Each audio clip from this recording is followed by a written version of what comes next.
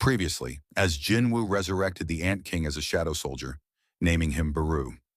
New characters were introduced, including the Chinese seven-star hunter Liu Zhigang. Two potential future enemies also appeared briefly before disappearing, while Jinwoo's father observed them from the shadows. After the Jeju Island raid, Jinwoo honored those who had lost their lives. He then secured permission to form his own guild before stepping into another Red Gate alone. Inside the Red Gate, Jinwoo saw the monsters and remarked that they wouldn't be a problem. As his shadow soldiers fought against the gate's creatures, he eventually located the boss. The creature asked if Jinwoo was the one who had been killing its people. It remarked that it was impressive for someone with such a small body to have come this far. But it said this would be the end of him. He called for his comrades to come out, revealing he had already stationed them to ambush Jinwoo in the dark. But nothing happens. The creature wonders what is going on and why his minions are not responding to the signal. We see Jinwoo standing there. He tells the creature, "Call me small now." That's funny. He gives the signal, and the place starts to fill up with shadow soldiers as they come out of the forest with the heads of defeated minions. As the soldiers emerge, Jinwoo taunts the creature, saying, "Seems like no one is left." The creature wonders what is going on, and all of a sudden, he gets hit in the face by something. As he checks, it is another one of the dead minions. He looks towards Jinwoo, who is standing alongside his army. Seeing this, the creature starts to panic and orders his henchmen to destroy them. Jinwoo also orders his soldiers to take care of all the enemies, and both sides start to charge toward each other. The fight starts. The shadow soldiers were far superior compared to the advancing enemy, and they started to take out all of them without any issue.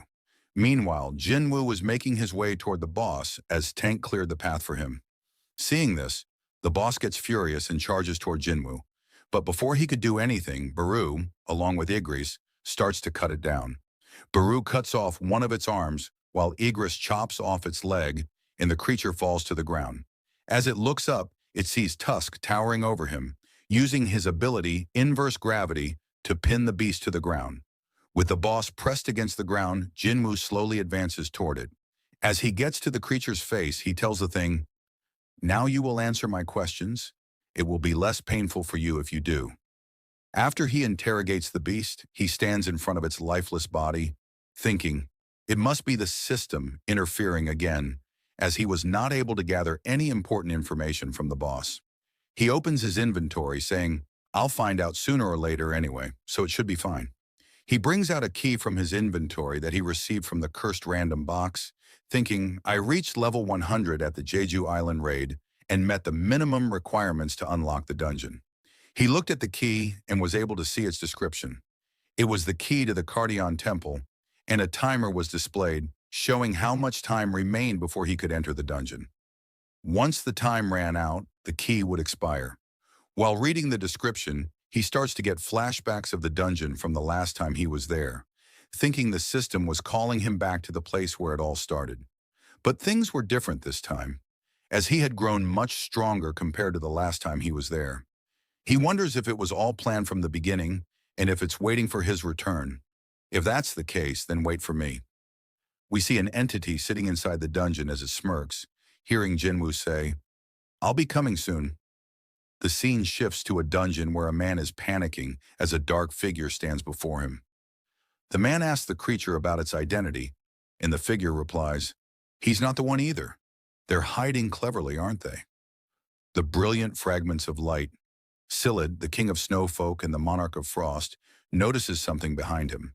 As he turns, he sees Yogyamunt, the king of demonic specters and the monarch of transfiguration. Yogyamunt tells Silid that he has come to inform him about the East Island. Silid asks if he is talking about the small island, noting that it is the place of the Shadow Monarch. He then asks if Yogyamunt has decided to take care of that place. Yogyamunt tells him that the rulers have decided to release their legions south of that location, adding, "I'll take that place." Silid asks, "How are you planning to deal with the Shadow Monarch, who is also there?" Yogyamunt replies, "It'll be all right if the planner fulfills the contract." With a smirk, he adds, "The greatest fragment of brilliant light has been confirmed in that place as well." Hearing this, Silid becomes excited. He asks, "You intentionally came here just to tell me that?" Yogyamunt then asks what Silid plans to do with that information. Silid replies, If you are willing to follow me, then why not? During their conversation, Silid suddenly notices something. He tells Yogyamut, "It looks like we were being lured here." Another person walks up to them. Silid comments, "The person earlier can't possibly wield the power of the brilliant fragments of light, so I was wondering why a trace of that power was here. This person plans to get in our way." With rage in his eyes, the man asks them about the small island to the east, questioning if they are referring to Korea. Silid asks, "What are you going to do about it?" From behind, Yogyamut tells them, "We do not have time to deal with him." As they begin to leave, Silid taunts the man, "Try and stop us if you can." The man charges toward them, declaring, "I won't let you escape." As he strikes, Silid effortlessly blocks the attack with his ice shield. With a grin on his face, he prepares to counterattack. As he unleashes his power, a massive explosion engulfs the area. The scene shifts to Jinwoo as he walks to his car. Just as he's about to open the door, a man approaches him and asks, "Excuse me, are you Sung Jinwoo?" He introduces himself as Adam White, a senior official from the Federal Bureau of Hunters. Adam hands Jinwoo his business card and says, "It's a pleasure to meet you, Mr. Sung. Feel free to call me Adam." He apologizes for the sudden appearance, explaining that he's been difficult to track down, and he adds that he even stopped by their office. Jinwoo, now thinking Adam might be the person Jinho mentioned who was looking for him, asks, "What business do you have with me?" Adam responds that he wants to share some information with Jinwoo. Intrigued, Jinwoo asks, "What kind of information?" Adam replies, "Perhaps no country or institution in the world could provide the information I'm about to share, except us." When Jinwoo asks why they're willing to share this information with him, Adam explains, "Because we benefit from sharing knowledge with special individuals like you." He further explains that they had planned to visit him for another reason, but after seeing the events of the Jeju Island raid, their deputy director wanted to meet him in person. Adam smiles and adds, "I'd say this is unprecedented, and our deputy director will explain the rest of the details. There's a car nearby if you'd like to meet with him." Curious about the information Adam wants to share, Jinwoo gets into his car and thinks, "Information, huh?" Still unsure if the details they wish to provide are reliable, he tells Adam that he will give it some thought and contact him later. Smiling, Adam comments, "How silly of me. I forgot that a good hand should never be hidden when striking a deal." Then he adds, "An upgrader." Jinwoo is taken aback. Adam explains, "An upgrader is an awakened being who can enhance the abilities of another awakened being. Have you heard of them?" As he asks, the scene shifts to a car where Adam and Jinwoo arrive at a building. Adam then introduces Jinwoo to Michael Connor, the deputy director of the Federal Bureau of Hunters. Michael shakes Jinwoo's hand and says, "It's a pleasure to meet you." After the introductions, Adam announces that he will serve as their interpreter. Michael, being direct, slides a stack of immigration documents across the table and says, "It usually takes anywhere from 1 to 2 years for processing, but we're willing to make an exception for you." He adds, "Just say the word, and you'll be granted American citizenship in a second." Jinwoo, however, responds seriously, "I came here because Mr. White said you have some information to share with me. An awakened being who can enhance the abilities of another awakened being. An upgrader." "Is it possible for a hunter's abilities to be upgraded?" Jinwoo asks. Michael smiles and replies, "Actually, the person who possesses such power is here right now." Looking to the back, he instructs his staff, "Please tell Ms. Sellner to come in." As Ms. Sellner approaches, Mr. Connor introduces Norma Sellner to Jinwoo, informing him that she is the only person in the world capable of enhancing the abilities of awakened beings. Observing her, Jinwoo thinks that she seems like a completely different type of awakened being. Michael then speaks up, telling Miss Sellner to explain to Jinwoo the extent of her powers. Miss Sellner begins by addressing Jinwoo, acknowledging that he might be skeptical about what she's about to say. She adds that everyone had the same doubtful look when they first heard it. However, she tells him that once he experiences her power, he will beg for more. This prompts Mr. Connor to call out to her as she approaches Jinwoo. Mrs. Sellner explains that Jinwoo might already be aware that every awakened individual has a limit to their strength, and no one can surpass that limit. An awakened being's rank would always remain the same unless they undergo a second awakening. This, she notes, was common knowledge among hunters. Jinwoo then asks, "But you can change that?" To which Ms. Selner responds, "Yes." She reveals that she has the power to help awakened beings break through their limitations. Through a process of 3 stages, she can lift their limitations. She adds that she didn't even know what to call this power, but she is capable of performing a force reawakening. In simple terms, she can bring out a person's true potential. Mr. Connor agrees with her and confirms that everything she says is true. However, he points out that Ms. Selner would need a long period of rest after each use of her power, which means she can only help 3 or 4 individuals per year. Jinwoo thinks to himself that he would be one of the 3 or 4 people she would help. If what she said was true, then she must have an incredible ability. He then asks, "How effective is the process exactly?" Ms. Selner explains that the results vary for each individual, but after going through all 3 stages, an individual would experience a strength increase of anywhere from 20% to 30%. Upon hearing this, Jinwoo is stunned. A 20% to 30% increase in strength seems insane. He now understands why Hwang Dong-soo had decided to go to America, despite facing so much public criticism. Jinwoo thinks to himself, who would turn down such an offer? He then asks, what if someone finds out about her powers? Mr. Connor replies, explaining that this is exactly why she is under their care. They ensure her safety while compensating her with a suitable salary. In return, Ms. Selner would help enhance the abilities of their selected hunters. Mr. Connor then introduces her again to Jinwoo, explaining that her power would be used on him as a gift. Still doubtful, Jinwoo asks, "You mean as an offer?" Mr. Connor clarifies that once he becomes a hunter for the Federal Bureau, he would be given top priority and receive preferential benefits. Additionally, they would arrange meetings with the guild of his choice and help him sign the best contract.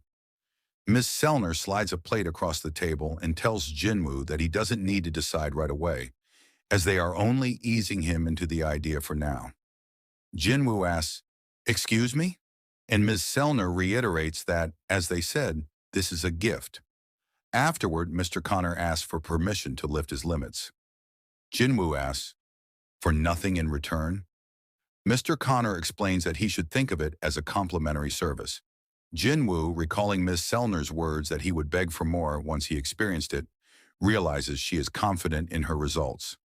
Ms. Selner then asks Jinwoo to hold out his hand and look into her eyes closely, telling him that this is the first step. Michael, watching the scene, thinks to himself that Jinwoo has already taken the bait and is keeping his cool. However, once the first stage is complete, Michael believes Jinwoo will likely try to reach out to them, and if he is an impatient type, he might sign the papers right away. Meanwhile, Jinwoo's hand begins to glow as Miss Selner holds it. Mr. Connor reflects on Jinwoo's past achievements, how he succeeded in the Jeju Island raid with powers that had never been seen before, and wonders what else Jinwoo could accomplish. As a green aura surrounds Jinwoo and the light in his eyes intensifies, the process continues. Miss Selner's eyes begin to glow, and she is enveloped by a powerful aura. Suddenly, it becomes clear that she has shifted to a place filled with darkness. A face appears behind her, where only darkness remains. Gradually, a figure emerges from the shadows and slowly approaches her. The figure comes closer until it is right in front of her, staring with a terrifying light in its eyes. At this, Miss Selner screams and the process is abruptly halted, shocking everyone in the room. Suddenly, some of their agents draw their guns and point them at Jinwoo, demanding to know what he has done to Miss Selner. Mr. Connor angrily shouts at them, asking if they have lost their minds and if they don't recognize who Jinwoo is. He calls them morons and tells them to go check on Miss Selner if they are concerned. Bowing his head, Mr. Connor apologizes to Jinwoo for the agent's behavior, saying they had stepped out of line. Still shocked, Jinwoo replies, "It's all right." Angrily, Mr. Connor approaches one of the agents and tells him that if they had done something like this to Thomas Andre or Lu Jigang, they would all be dead by now. He coldly orders, "Got it." The agent, terrified, quickly agrees. Mr. Connor then asks Ms. Selner what happened, noticing that she is still trembling. He remarks that she is drenched in sweat and asks if she is feeling unwell. After that, Mr. Connor explains to Jinwoo that Ms. Selner is feeling unwell and asks if it would be okay to reschedule the procedure for another time. Jinwoo agrees. Mr. Connor then instructs Adam to escort Jinwoo out of the room. Once Jinwoo has left, Mr. Connor turns to Miss Sellner and asks what happened. Her face is still filled with fear, and her hands tremble as she stutters, "He's a king, and a powerful one at that." Mr. Connor is stunned by her words and asks if she means Jinwoo is as strong as a national-level hunter. Ms. Sellner shakes her head, unable to explain further, and reveals that she hasn't experienced anything like this before. "He is a king," she repeats, "but not an ordinary one." She explains, adding, "While I was looking at him, he was also looking back at me, an infinite darkness within him."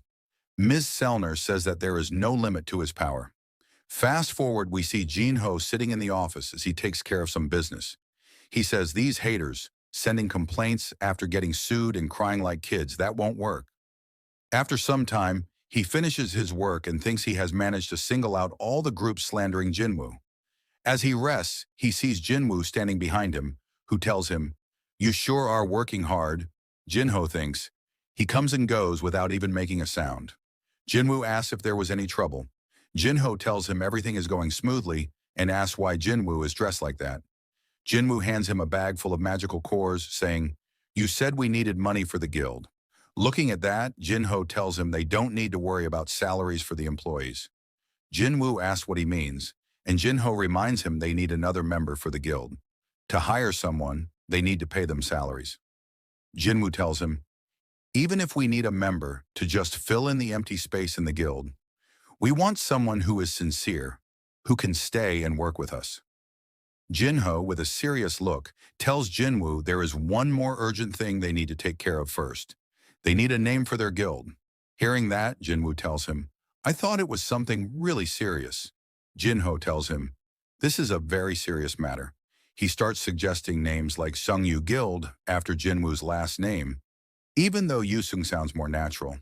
Or maybe they could be the Wuho Guild, after the last characters in their names, or Jin Jin Guild, using their middle characters. Hearing all the suggestions, Jinwoo decides to name the guild Solo Play Guild, explaining, "After all, it's a solo player guild." Hearing that, Jinho thinks, was that supposed to be funny? As they talk, they hear a knock at the door. Jinho goes to check who it is. The person asks if this is Hunter Jinwoo's guild office. Jinho tells the person, yes, it is, and as he looks at them, he is shocked to see it is Hunter Cha. Jinho asks her what she is doing there, and Cha replies, saying she wishes to join his guild. After they sit down, Jinwoo asks her to clarify why she's there. Hunter Cha tells him, "Like I said, I want to join your guild." Hearing that, Jinwoo thinks, "I'm so confused about what's going on." He asks her if the chairman asked her to join his guild, or if maybe Hunter Choi kicked her out of the guild. She tells him that's not the reason. Jinwoo, with a serious look on his face, asks her, "So why would you want to join my solo play guild?" She is surprised to hear the name, and asks him if he really named his guild that. Jinwoo tells her, "Yes, what's the problem with the name? The vice master and I agreed to it." Jinho tells him he never agreed to anything, asking, "What about the names that I suggested?" He looks at Cha, analyzing her pulse, breath, and expression. She's pretending to be calm, but she can't fool me. "Just why are you trying to join my guild?" he asks her. "It's been 2 years since you were awakened. I assume that you're still in contract with the Hunter Guild." She tells him, "I have enough money to pay the penalty." Hearing that, Jinwoo thinks, she is even willing to pay the penalty. He tells her, "Our guild currently doesn't have enough resources to compensate for a hunter like you." She tells him, "That's no problem, as I don't need a down payment either." He asks her, "Why would you want to join our guild then, as there is nothing for you to gain here?" She starts thinking, how should I explain this? Even if I do, it'll definitely sound crazy because at first I was just drawn by the fact that his mana didn't smell like the other hunters. But during the Jeju Island raid, I thought I was going to die. The story shifts to the past when Cha regained consciousness after the Jeju Island raid. She asks the chairman where she is, and he explains that she is inside a helicopter, and they had just landed at the Hunters Association. He says, "Soon they'll send you and the Hunters to the hospital." She asks about Jinwoo and if he was the one who saved them from that monster. The chairman tells her, yes, it was him. Hearing that, Cha thinks, It wasn't a dream, and wonders, I almost died this time. And a similar situation might happen in the future, where I can't possibly avoid death. We see Cha in the present as she is thinking about how she should explain everything to him. She starts to blush, thinking, I wish to stand by your side till the very end. Seeing her like this, Jinwoo wonders, what's up with her? Is it something she can't tell me? As she tries to calm down, Jinwoo thinks, why can't you answer me? Looking at her blushing face, he can tell that she is hiding something. He asks her, so you won't answer me? Cha replies, I want to live comfortably. Is something wrong with that? Hearing her answer, Jinwoo thinks, Hunter Cha is only 22 years old, and the burden of being an S rank must be hard for her. The hunters also suffered greatly during the Jeju Island raid, so I can understand why she wants to join us. Jinwoo tells her, there's an entrance test for our guild. She tells him, that wasn't in the recruiting notice. Jinwoo tells her, maybe the guild vice master made a mistake since it's a new rule. He asks Jinho to go and fetch them some drinks and snacks. After he leaves, Hunter Cha asks him, what kind of test is it? Jinwoo tells her, you have to win against one of my summons. Cha asks him, am I that much of a weakling in your eyes? What kind of summon is it? Jinwoo, hearing that, tells her, for you, Hunter Cha, I'll use my strongest summon.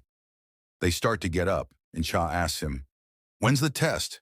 Jinwoo tells her, let's do it now, and suggests, how about we do it in the gymnasium of the association?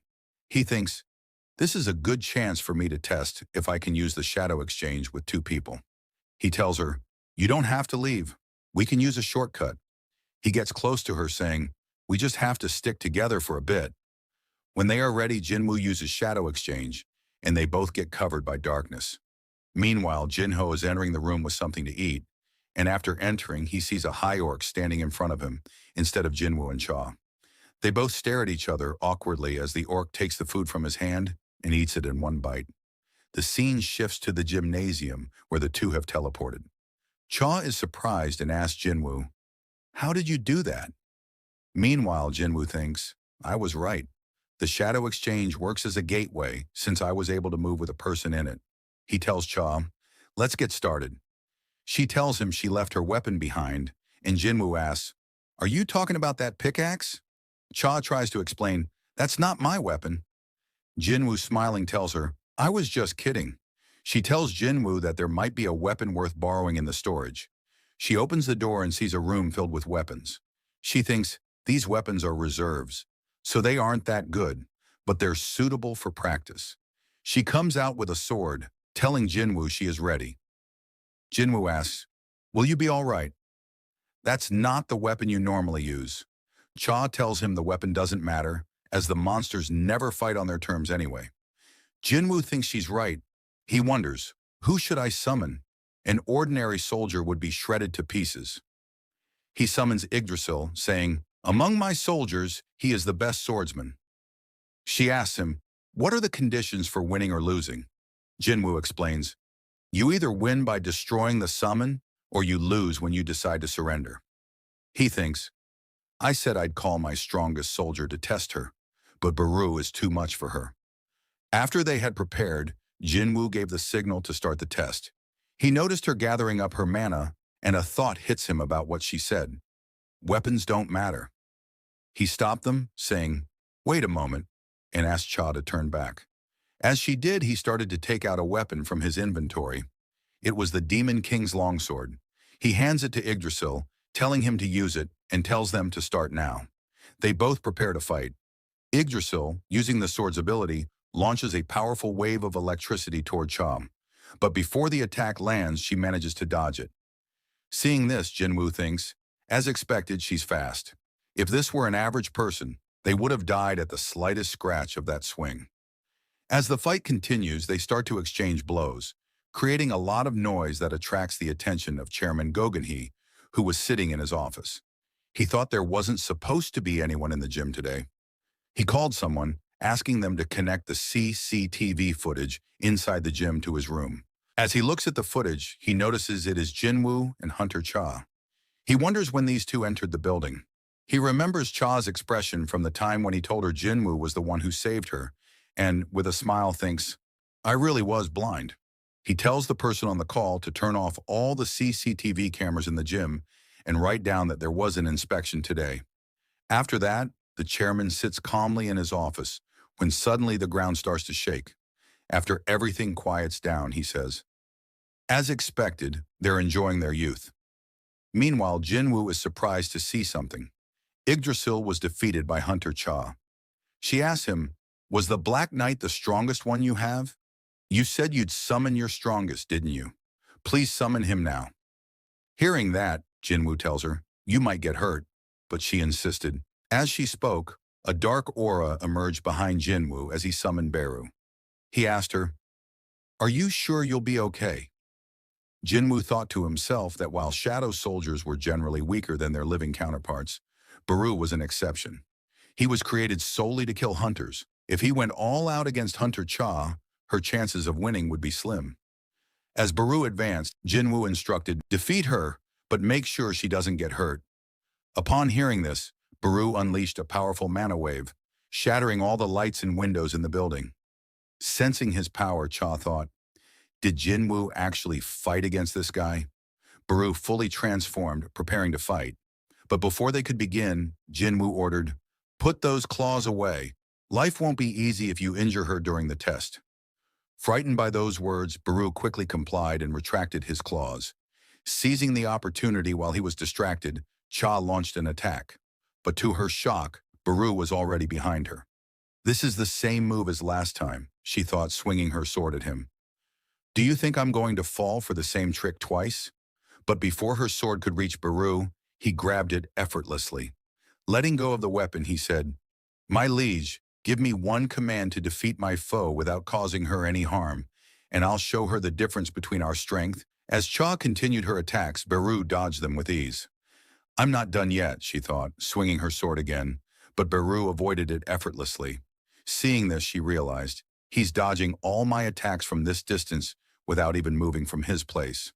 Before she could react further, Beru suddenly got in her face and let out a terrifying scream. The sheer force of it threw her back several feet. Watching this, Jinwoo thought, seems the winner of this match has been decided. He then asked her, are you satisfied now? But Hunter Cha, unwilling to give up, replied, not yet, I can still fight. Jinwoo wondered, what's she thinking? I don't think she'd be reckless enough to keep fighting after realizing the difference in strength. Since Beru was different from other shadow soldiers, not only intelligent, but also a killing machine at heart, Jinwoo could still sense his overwhelming thirst to kill. If she's aiming for a weak spot, Jinwoo thought, I just hope she won't make a misstep. Meanwhile, Beru tells Cha, a creature can recognize whether they are the predator or the prey. He charges towards her saying, a prey standing up against their predator cannot be tolerated in attacks, but she dodges just in time. As he prepares to strike again, he notices her gathering mana for an attack. She launches it at him, landing a hit on his shoulder, but his exoskeleton is too hard, and her weapon shatters into pieces. But that was her plan all along. Now's my chance, she says, thinking, I don't have enough mana, so I can only use this once, but it should be enough. Using her skill, Sword of Light, she attacks Beru and manages to pierce through his hard exoskeleton. Jinwoo, alarmed by this, senses for a brief moment that a deeply embedded command had resurfaced in Beru's mind, a command given to him by the queen upon his birth. Annihilate all enemies. Beru mutters, this woman is my enemy, and prepares to attack with the intent to kill. Seeing this, Jinwoo orders him to stop, but Beru doesn't respond.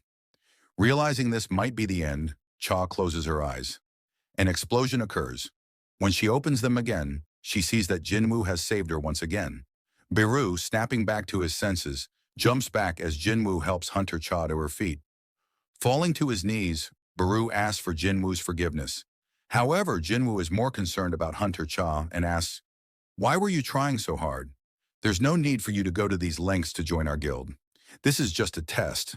An entrance test for a nameless guild. A hunter of your caliber shouldn't risk their life over something like this. He asks her again, why were you going to such lengths? Are you perhaps interested in me? Hearing those words, Hunter Cha is taken aback, while Jinwoo thinks, maybe that's not the reason either. I just can't tell what she's up to. As he contemplates, he hears something. It was Hunter Cha softly saying, "I think that might be the case."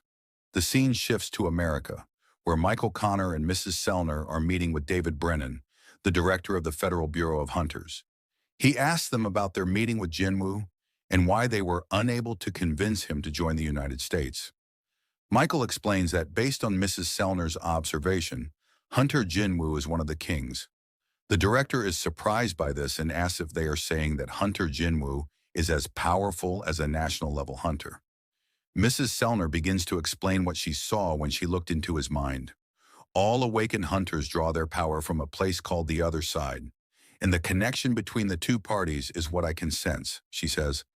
Sometimes the force from the other side is so intense that some hunters appear as streaks of blinding light.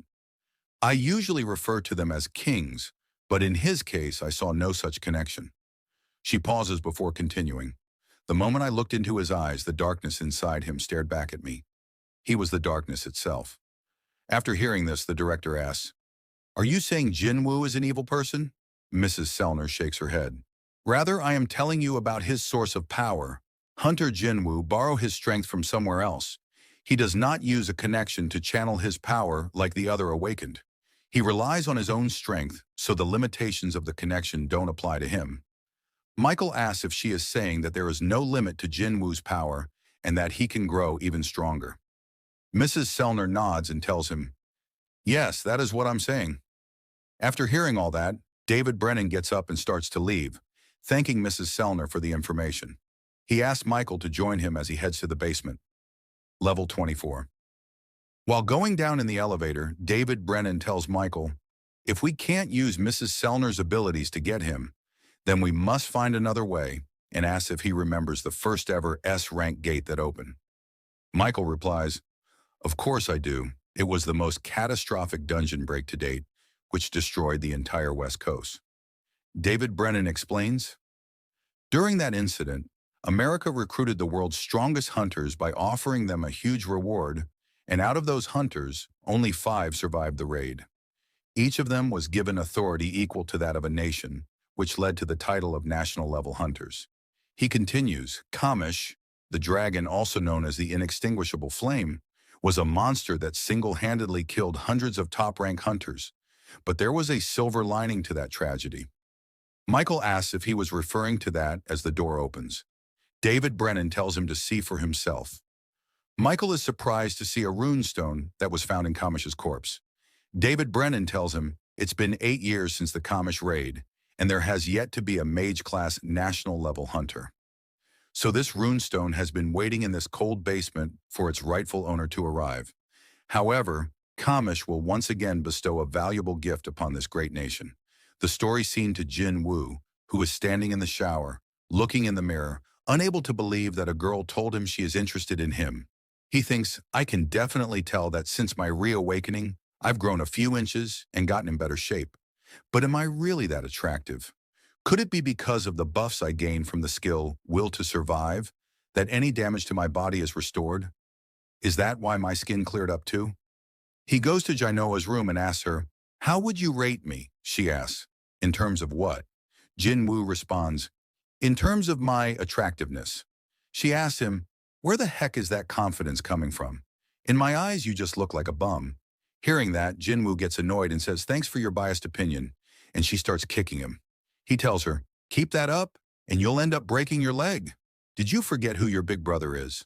How does a bird brain like you even get into school?" She tells him she is at the top of her class. After that, Jinwoo tells her he was planning on forming a new guild, and she asks if he will be the big boss now. While she tells her friend on the phone about their conversation, Jinwoo asks her what she thinks about the name Solo Play Guild, and she tells him, "Why would you name your guild that? You use your abilities to summon those shadow soldiers, so technically, you're not a solo player." Jinwoo thinks that's a good point and asks her what he should name his guild. She suggests A Jin Guild, explaining that the character A means I, and Jin means to go forward. Hearing that, Jin Woo shows some interest in the name.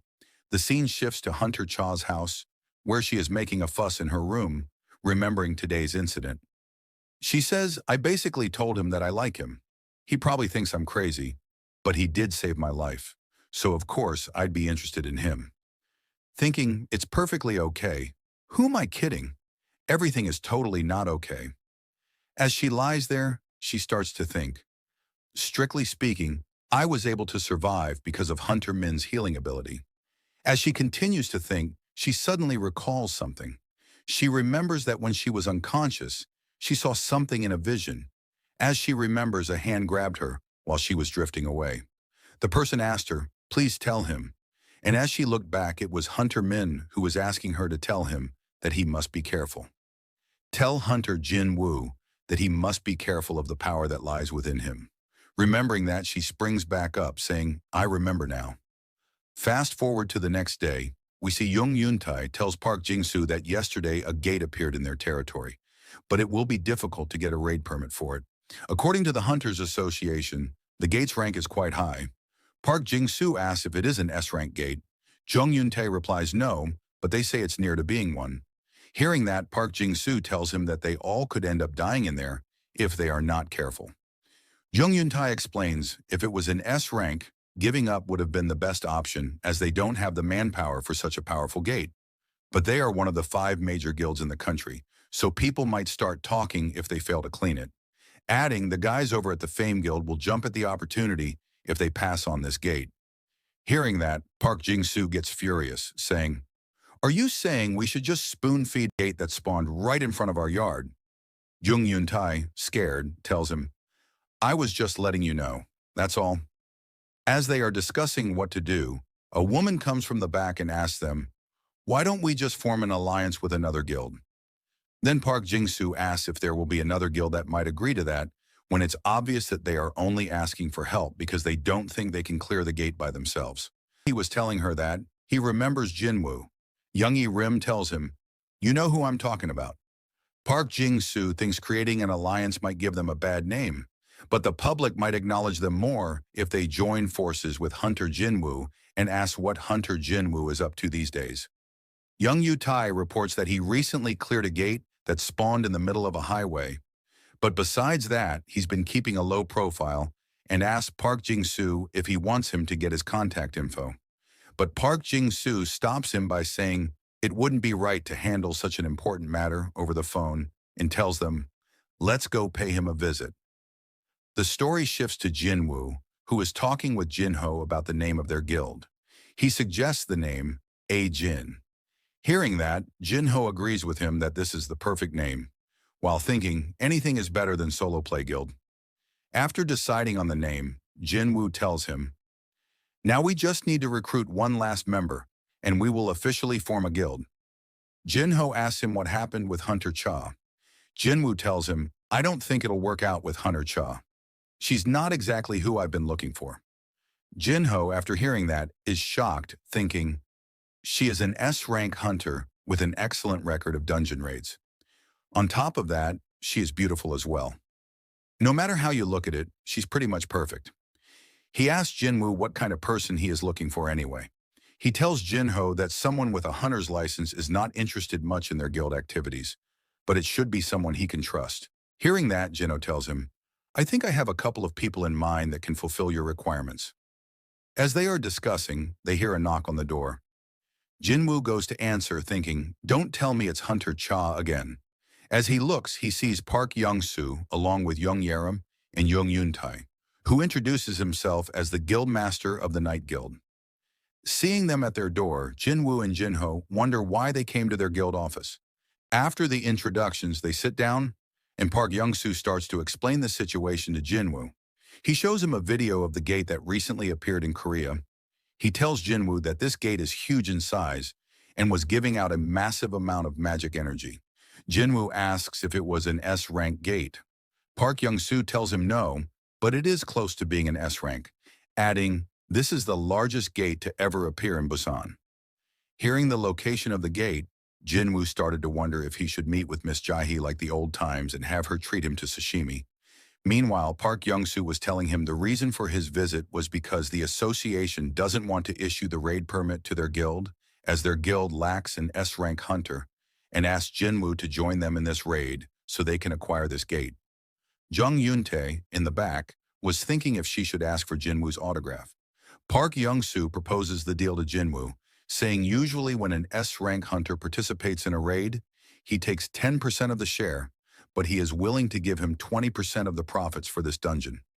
Jinwoo, hearing that, tells him to make it 50 to 50, adding, "I will cooperate if you are willing to ally with my guild and not just with me as an individual," telling them he just happened to establish a guild under the name of Jin Guild. Park Young-soo tells him, "In that case, let's do it 40 to 60. Jinwoo tells him he wasn't trying to bargain with the Night Guild, as he was not the one who needed help. Hearing that, Park Young-soo thinks, "I thought things would work out just fine because he's still young and looks friendly, but I see now that he is no pushover," and agrees on the condition that Jinwoo will take care of the boss. After the discussion, Park Young-soo tells Jinwoo that the gate appeared a couple of days ago, so they need to start the raid tomorrow at the latest, and asks Jinwoo to come with him. But Jinwoo tells him, "No, I will see you guys tomorrow. I have some errands to check on," saying, "I won't make you guys wait." While talking, Jinwoo receives a call and wonders who it is. He excuses himself, saying he'll be back after attending this call. He answers the phone, and it is his mother. He asks her if she bought a new phone and if she was calling at the wrong time. Jinwoo tells her it's nothing like that and tells her, "Let's have dinner together tonight." Fast forward to the next day, we see a huge crowd next to the gate in Busan. These were all hunters from the Knights Guild who were preparing to participate in the raid. Park Young-soo, already in his armor, was looking at his phone thinking, "We should have made him come with us yesterday," and wondered if he was going to be late. Looking at the time, he said, "We will be leaving in 5 minutes." Meanwhile, Jinwoo was getting ready to head to the location. Looking at the weather, he wondered if Gina brought an umbrella with her, and using his shadow exchange, he teleports to the location. The scene shifts to Gina's school, where some students are walking in the hallway, discussing the art teacher who was making them do all the work that he was supposed to do himself. After arriving in a classroom, they notice it was all dusty, as the place had been closed for a while and no one had cleaned it. In a corner, one of the students notices something. He sees a gate and tells his friends about it. He approaches it, saying, "What are you scared of? The gate is secure when it is closed like this, and only the hunters can enter or come out of it. He says it will take about a week for the gate to open." Hearing that, one of the boys tells them that the place had been neglected for the whole semester. As they were talking, they failed to notice that cracks had started to form on the gate seal. All of a sudden, a hand comes out of it, grabbing the head of the boy standing next to the gate. He starts to struggle, trying to free himself. He looks at his friends, asking for help, but it was too late as the creature crushes his skull right in front of his friends. The students see a monsters coming out of the gate. The hunters were greatly excited by the smell of flesh and blood, but these two were just scouts, so they suppressed their instincts and prioritized their mission. One of the creatures senses humans in the building. He tells the second monster, "This building is as complex as a castle," and asks him to call for the brothers, as he will start the hunt first, saying, "We'll massacre all the humans in this castle and fortify our position. Then we start hunting for real." As he gets out of the room, he sees some students in front of him. Before they could notice the beast, it was already upon them. The scene shifts back to Jinwoo, who had arrived at the location. Looking at the gate, he comments, "It's bigger in person." He looks at the team and notices the mining team and the collection team, along with 13 A-rank hunters and 20 B-rank hunters. Looking at all of them, Jinwoo thinks, they have this many A-rank hunters, as expected of the guild with the most A-ranks. As he was thinking, he gets swarmed by the hunters that were about to participate in the raid with him. They start to ask him questions about his abilities and if he was taking the lead in today's raid. Seeing all this, Jinwoo gets confused, and Young Yerim steps in, stopping all the hunters, saying they were making Jinwoo feel awkward. She introduces herself to Jinwoo, saying she is an A-rank healer of the Night Guild's assault team. Jinwoo notices Park Young-soo behind him. Park Young-soo tells Jinwoo that he will explain everything to the team now. He tells them he will be the one to lead the raid. Hearing that, the guild members tell him, shouldn't Jinwoo lead, as he is an S-rank. Hearing that, Park Young-soo tells them, Hunter Jinwoo will be in charge of the rear and make sure that we're safe. Hearing that, they ask if he thinks that they are so weak that they need someone else's protection. Park Young-soo explains to Jinwoo that it might have been a bit rude, but they usually have this kind of atmosphere. And Jinwoo tells him that just means they are that confident. After the talk, they start to make their way into the dungeon. The scene shifts to the Hunters Association Emergency Call Center, where a phone operator receives a call from someone. The person, scared, tells the lady that there were monsters outside, saying a dungeon break occurred in their school. She asks where she was calling from. The girl tells her that she was hiding in the bathroom, scared. She explains everything to her, saying, "I was with my friend," and all of a sudden, monsters appeared and started to kill everyone. Hearing that, the operator tells her that the hunters are heading there right now and asks her to calm down. She asks if she knows what kind of monsters they were. The girl tells her she saw them on TV and describes them as having green skin. Hearing that, the operator is terrified. She tells the girl to run away from there, as those things are orcs and they can smell their prey from a distance. But it was too late, as an orc found her, and the operator was horrified as she heard the screams of the girl who was asking for help. Meanwhile, in the school, the students were running out of the building as the orcs took out the ones trapped inside. The orcs start to discuss how they lost half of their prey, as the second one tells them it was okay, as there are still many left. They say that they managed to block the escape path, and now will go up another floor and take out all of the remaining humans. Meanwhile, the students had barricaded themselves using tables and chairs and trapped themselves inside a classroom. But it was no use, as one of the orcs destroyed the door. As the students looked at the scene in horror, they saw an orc covered in blood coming straight toward them. Seeing an opportunity, one of the students started to run toward the window, trying to escape while the orc was distracted by the other students. As he got close to the window, he saw two red eyes staring at him. Before he could react, he saw an axe coming straight toward his head. In the blink of an eye, it was over for him, as more orcs surrounded the classroom. One of them sensed a student with magical energy. He told the leader about that, and he told them to kill her first. We see Jaina and Han Song-yi standing at the back, scared as she calls for her brother.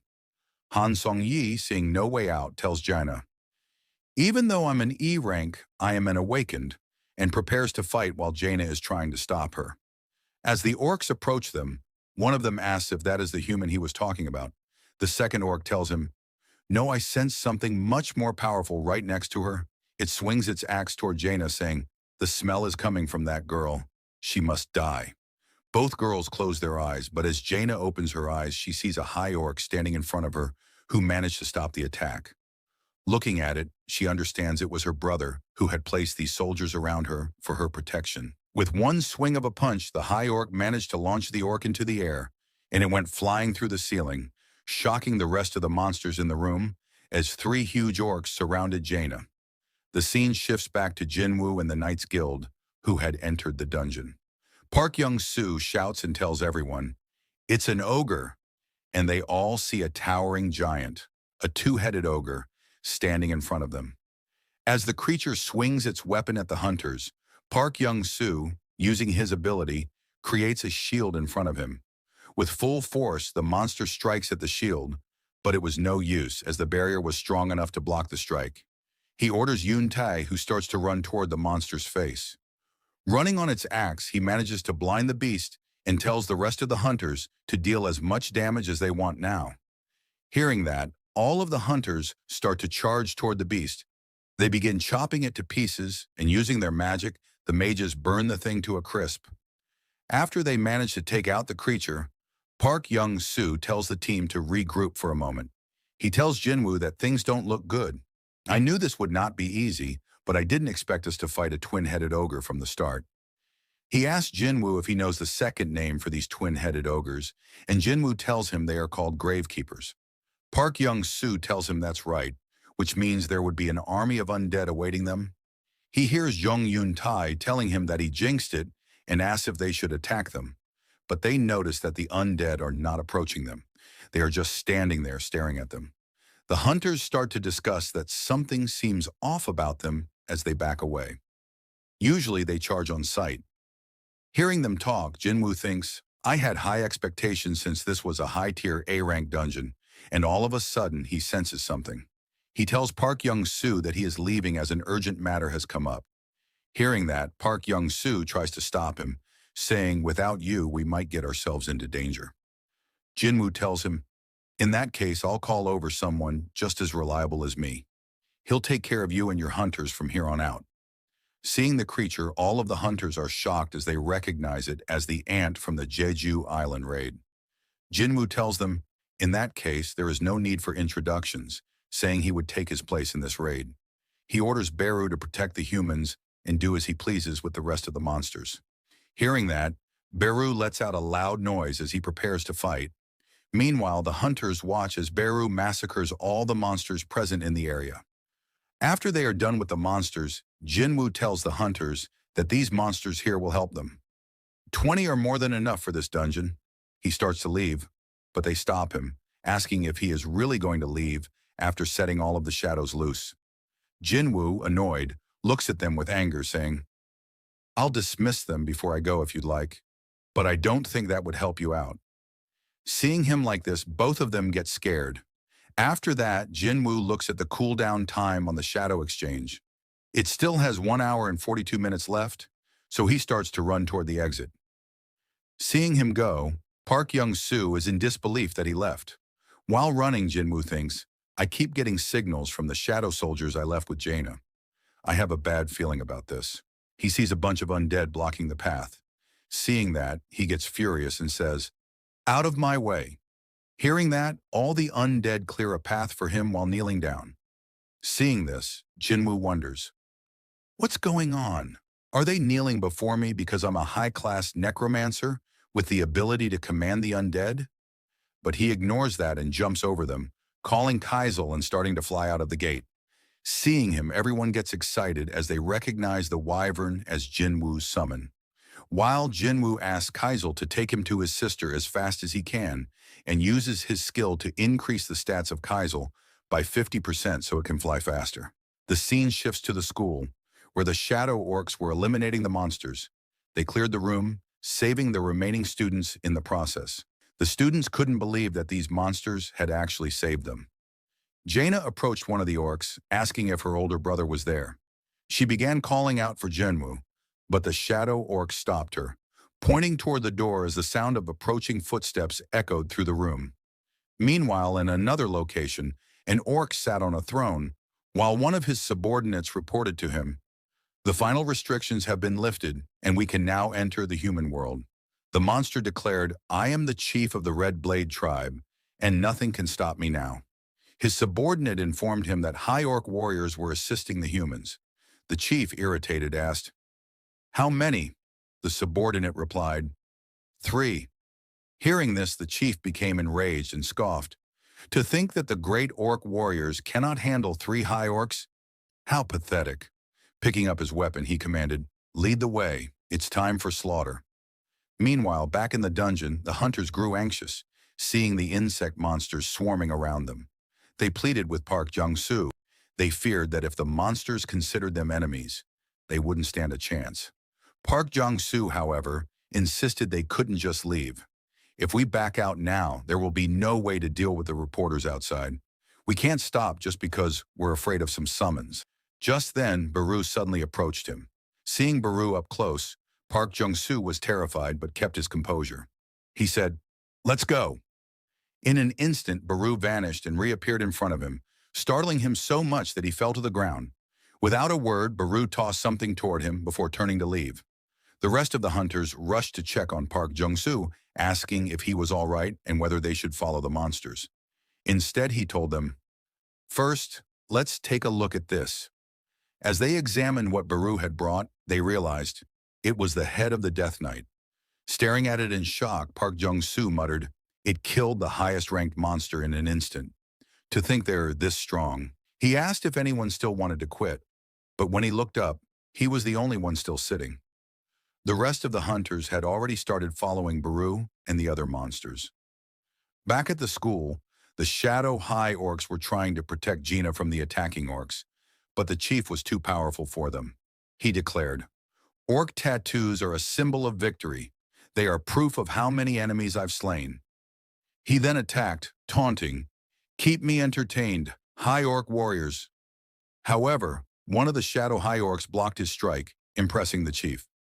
"You managed to stop my sword," he said, "but you have no chance." With that, he sliced through them. Yet the soldiers began regenerating instantly. The chief was stunned. Is this some kind of spell? No matter how much he cut them, they kept coming back. Suddenly, he started hearing voices in his head, urging him to kill humans. "It's getting worse. I need to end this quickly." Realizing the soldiers were likely controlled by someone, he thought, if they move because of magic, I just need to take care of their controller.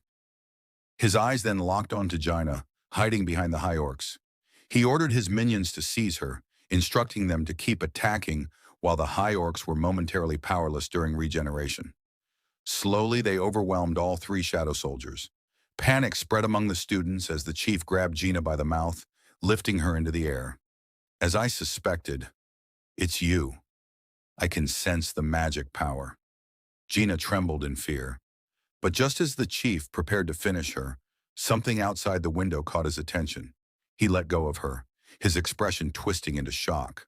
A massive shadow was descending rapidly toward them.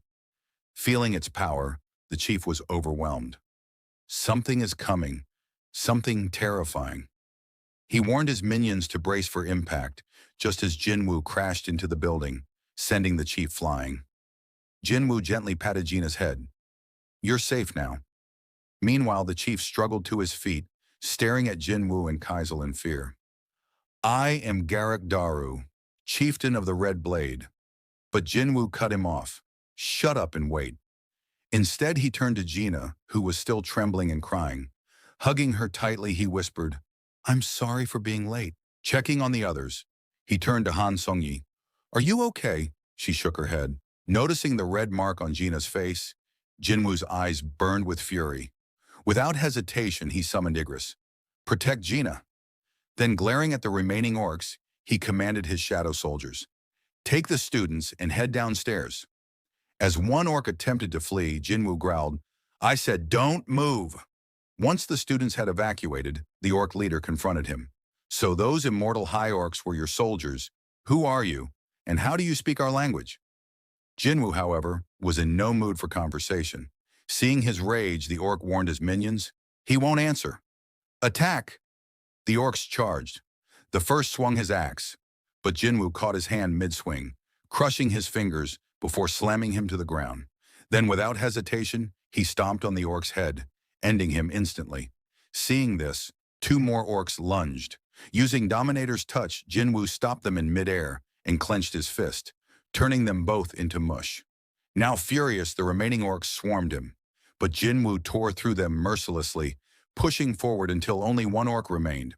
The last orc, trembling in fear, found itself pinned to the wall by Dominator's touch. Jinwoo grabbed it by the mouth. "Why?" he demanded. "Why do your kind want to kill humans so badly?" The orc, terrified, confessed, "The voices in our heads tell us to kill." Jinwoo narrowed his eyes. "And what about now? Can you hear those voices when you're near me?" The orc stammered, begging for forgiveness. Jinwoo tightened his grip.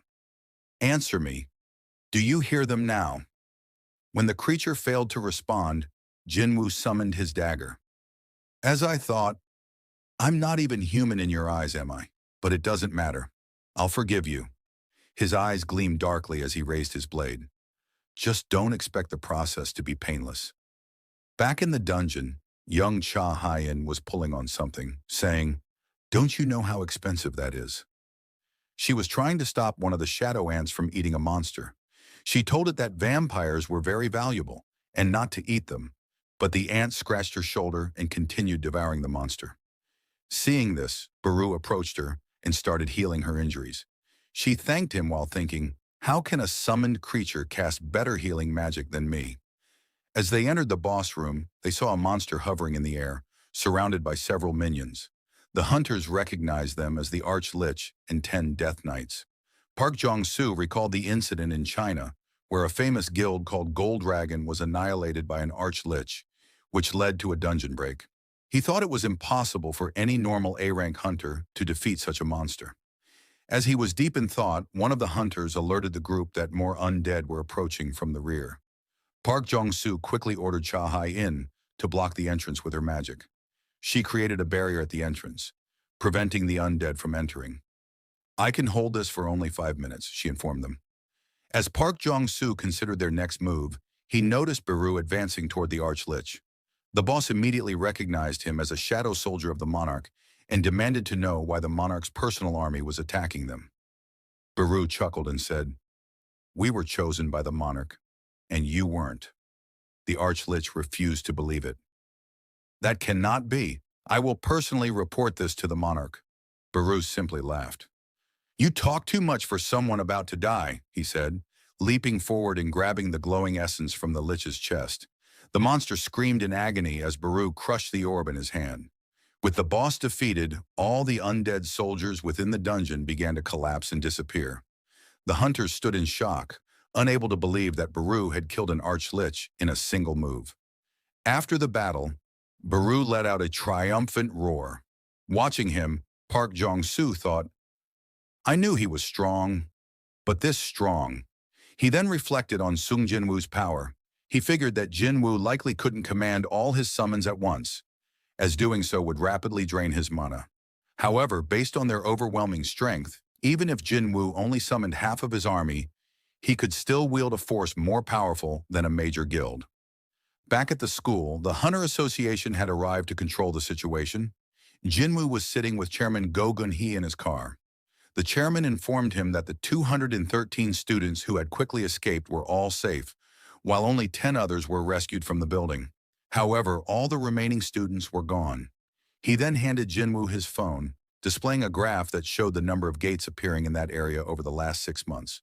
He explained that all countries were experiencing an exponential surge in gate appearances, as well as an increase in the number of newly awakened hunters. In other words, while the number of gates is rising, so is the number of hunters who can close them, he stated. Jinwoo then asked why the chairman wanted to meet with him today. In response, Go Gun-hee handed him a stack of documents, explaining, "People from Japan, the United States, China, Russia, France, the UK, Germany, and even some countries in the Middle East wish to meet with you. These documents contain their official requests." He added that some had likely already reached out through unofficial channels. While the association could protect Jinwoo's personal information as he had requested, they had no right to stop these foreign parties from making contact. The chairman then urged Jinwoo to consider staying in Korea, emphasizing that if he were to leave, the country would struggle to adapt to the global changes occurring. As they neared a hospital, the chairman informed Jinwoo that this was where his younger sister, Gina, had been taken. As Jinwoo prepared to leave, Go Gun-hee assured him that he would provide whatever resources were necessary if he chose to remain in Korea. He stressed that the nation had already lost 3 of its 10 S-rank hunters and could not afford to lose another. Hearing this, Jinwoo replied, "In that case, I'd like to enter high-rank gates alone from now on. Can you make that happen?" The chairman, surprised, asked if that was the reason Jinwoo had created his own guild. He thought to himself, a one-man assault squad, and acknowledged that while it would be difficult, it was not impossible. Fast forward, we see Yu Jinho on a call with someone, inviting them to join their guild. The person on the other end was his cousin, Yu Suk-young. Jinho tried to convince her to join their guild rather than becoming an ambassador for his father's guild. She questioned his reasoning. She was skeptical, asking if he was trying to recruit her for a guild that hadn't even been officially formed yet, and whether he was sure he wasn't being scammed by some shady guy. However, once she learned that Sung Jinwoo was the one creating the guild, she became interested. Upon arriving, Jinho introduced her, saying, "This is my cousin, Yu Suk-young, an A-rank hunter." Seeing how excited she was to meet Jinwoo, Jinho commented, "You're the real celebrity here." Meanwhile, Jinwoo thought to himself, is she really an A-rank? As they sat down, Jinwoo warned her that joining their guild would create a stir and asked if she was prepared for that. She confidently responded, "Anything is better than getting mixed up with Yujin Sung." Jinwoo, confused, asked who she was referring to. Jinho clarified, "That's my older brother." Jinwoo then asked, "The one with the bad personality?" After their discussion, Yu Suk-young asked Jinwoo if she could take a selfie with him to post online. The scene shifted to the Hunter Association building, where Senator Nam Jung-wook was protesting against Chairman Go Gun-hee's appeal to allow Hunter Sung Jinwoo to enter high-level dungeons alone. He told those present that the regulation had been put in place as soon as Hunter Sung Jinwoo established his guild. "If this isn't preferential treatment, then I don't know what is," he added, stating that the Hunter Association exists for the good of all hunters, not just Hunter Jinwoo, and demanded an explanation from the chairman. Chairman Go Gun-hee admitted, "You're right. This is preferential treatment." He then explained the reasoning behind this decision. He posed a question. If you had to choose between deploying 20 A-rank hunters or an assault squad consisting of just Hunter Jinwoo in a dungeon break zone, which would you choose? He reminded them that guilds worldwide were desperate to recruit Jinwoo and questioned whether they truly believed he would remain in Korea if they refused to compromise with him. "Are you planning to make the same mistake again, like when Hunter Hwang Dong-soo left for America?" He then emphasized, "If you think this type of preferential treatment is unreasonable, I urge you to consider who will save your life when another S-rank gate appears here in Korea." Meanwhile, Hunter Cha Hai-in was looking at her phone, staring at a picture of Jinwoo with Yoo Soo-yeon. Seeing this, she began to tremble before letting out a frustrated scream. Fast forward, and we see Jinwoo with Yoo Jinho, preparing for their guild's first raid. Upon seeing the gate, Jinho remarked, "I've never seen anything like this. This gate is massive." They were soon surrounded by reporters bombarding them with questions, including inquiries about Jinwoo's relationship with his guild member, Yoo Soo-hyun. Jinwoo turned to Chief Woo Jin-chul. "I thought the association was keeping my personal information private. What happened?" Chief Woo explained, "We can protect your personal details, but we can't prevent the public from discovering the location of the gates." He advised Jinwoo to be mindful of what gets posted on social media. Jinwoo then recalled the picture with Yoo Soo-yeon on Instagram. As they prepared to enter, Jinho suggested hiring a mining and collection team, as he didn't think he could handle everything himself. However, Jinwoo reassured him, "Don't worry about that. My shadows will take care of everything." Woo Jin-chul observed the mana readings of the shadow soldiers and was astonished. All of them were B rank or higher. He commented, "A squad like this is more than qualified for a raid permit into an A-rank gate." It became clear that Jinwoo was making a mockery of those arguing over whether this was preferential treatment. Woo Jin-chul then announced, "I've been ordered by the chairman to observe your raid. He wants to confirm whether this is truly a safe idea. Would it be all right if I accompany you as a representative of the inspection team, just for today?" Jinwoo smirked and asked, "Are you sure you'll be okay in there with us?" Woo Jin-chul was puzzled by the question. Fast forward a few minutes, and we see Woo Jin-chul sweating profusely as he witnesses Jinwoo's shadow soldiers effortlessly tearing through A-rank monsters.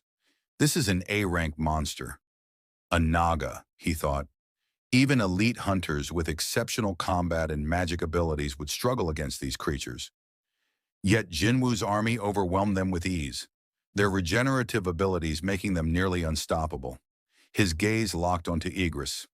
"That one is especially powerful." He watched as the blood-red commander effortlessly dispatched multiple enemies with his sword. Woo Jin-chul then noticed something else. Only mages of the highest caliber can wield lightning magic. Is that really an A-rank? Realizing it was likely even stronger, he wondered, if I were to fight that thing one-on-one, would I even stand a chance? As the battle continued, Woo Jin-chul spotted an ant-like shadow munching on a dead monster. Jinwoo swiftly kicked the ant, sending it flying into the ceiling. "I told you not to eat those. Do you have any idea how valuable these corpses are?" He then turned to his lower-ranked soldiers and ordered, "Get back to mining those mana crystals." Seeing him work, Woo thought, he's capable of clearing an A-rank dungeon, retrieving corpses, and mining mana crystals all by himself. This isn't just a one-man assault squad. After all the minions were dead, the boss finally appeared. Seeing the creature, Jinwoo ordered his soldiers, "Those of you who are still working can stay. The rest of you return."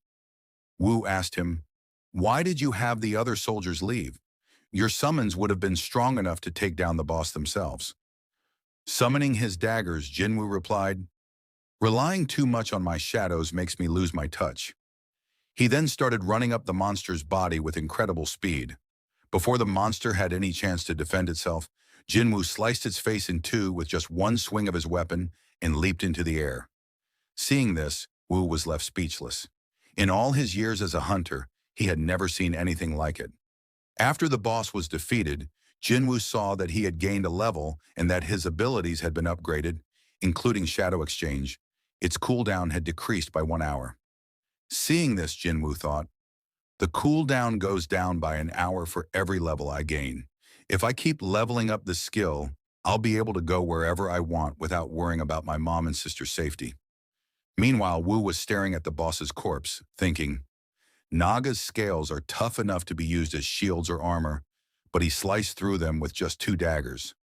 Jinwoo then used shadow extraction on the defeated boss, and a shadow began to emerge from the corpse. A notification appeared. You have successfully enhanced the shadow's power. The shadow will start at level 13. Observing the newly formed soldier, Jinwoo thought, it's the same rank as Tusk, but starting at level 13, which means it's as strong as it was when it was alive. But it's much smaller now. Shadows usually stay the same size or grow when I extract them. Even so, it's emitting an enormous amount of mana. I think it's about as strong as Tusk. Another notification prompted him to name his new soldier. He decided to name it Jima. As he finished, the cave began to shake. Seeing this, Jinho told Jinwoo, we should get going. Looking at the boss's corpse, Jinwoo thought, what do I do about this? After a while, Tusk emerged from the gate carrying the boss's dead body on his shoulder. Reporters immediately recognized him as one of Jinwoo's summons and began taking pictures. As the rest of the squad exited the dungeon, Wu appeared completely overwhelmed by everything he had witnessed inside. Later, we see Wu sitting in the chairman's office, reporting everything he had seen in the dungeon. Listening to him, the chairman commented, you've seen many different raids over the years, but hearing your report, I understand why even a veteran like you is overwhelmed. Wu responded, what I witnessed wasn't a raid. It was a massacre. After Hunter Wu left, the chairman pondered everything he had just heard, thinking, hunters from Korea. No, all over the world are about to see the tides turn. The story shifts to Japan, where an unnatural phenomenon is occurring. People are staring at the sky in confusion, unsure of what's happening as they witness a gigantic red gate ominously looming above.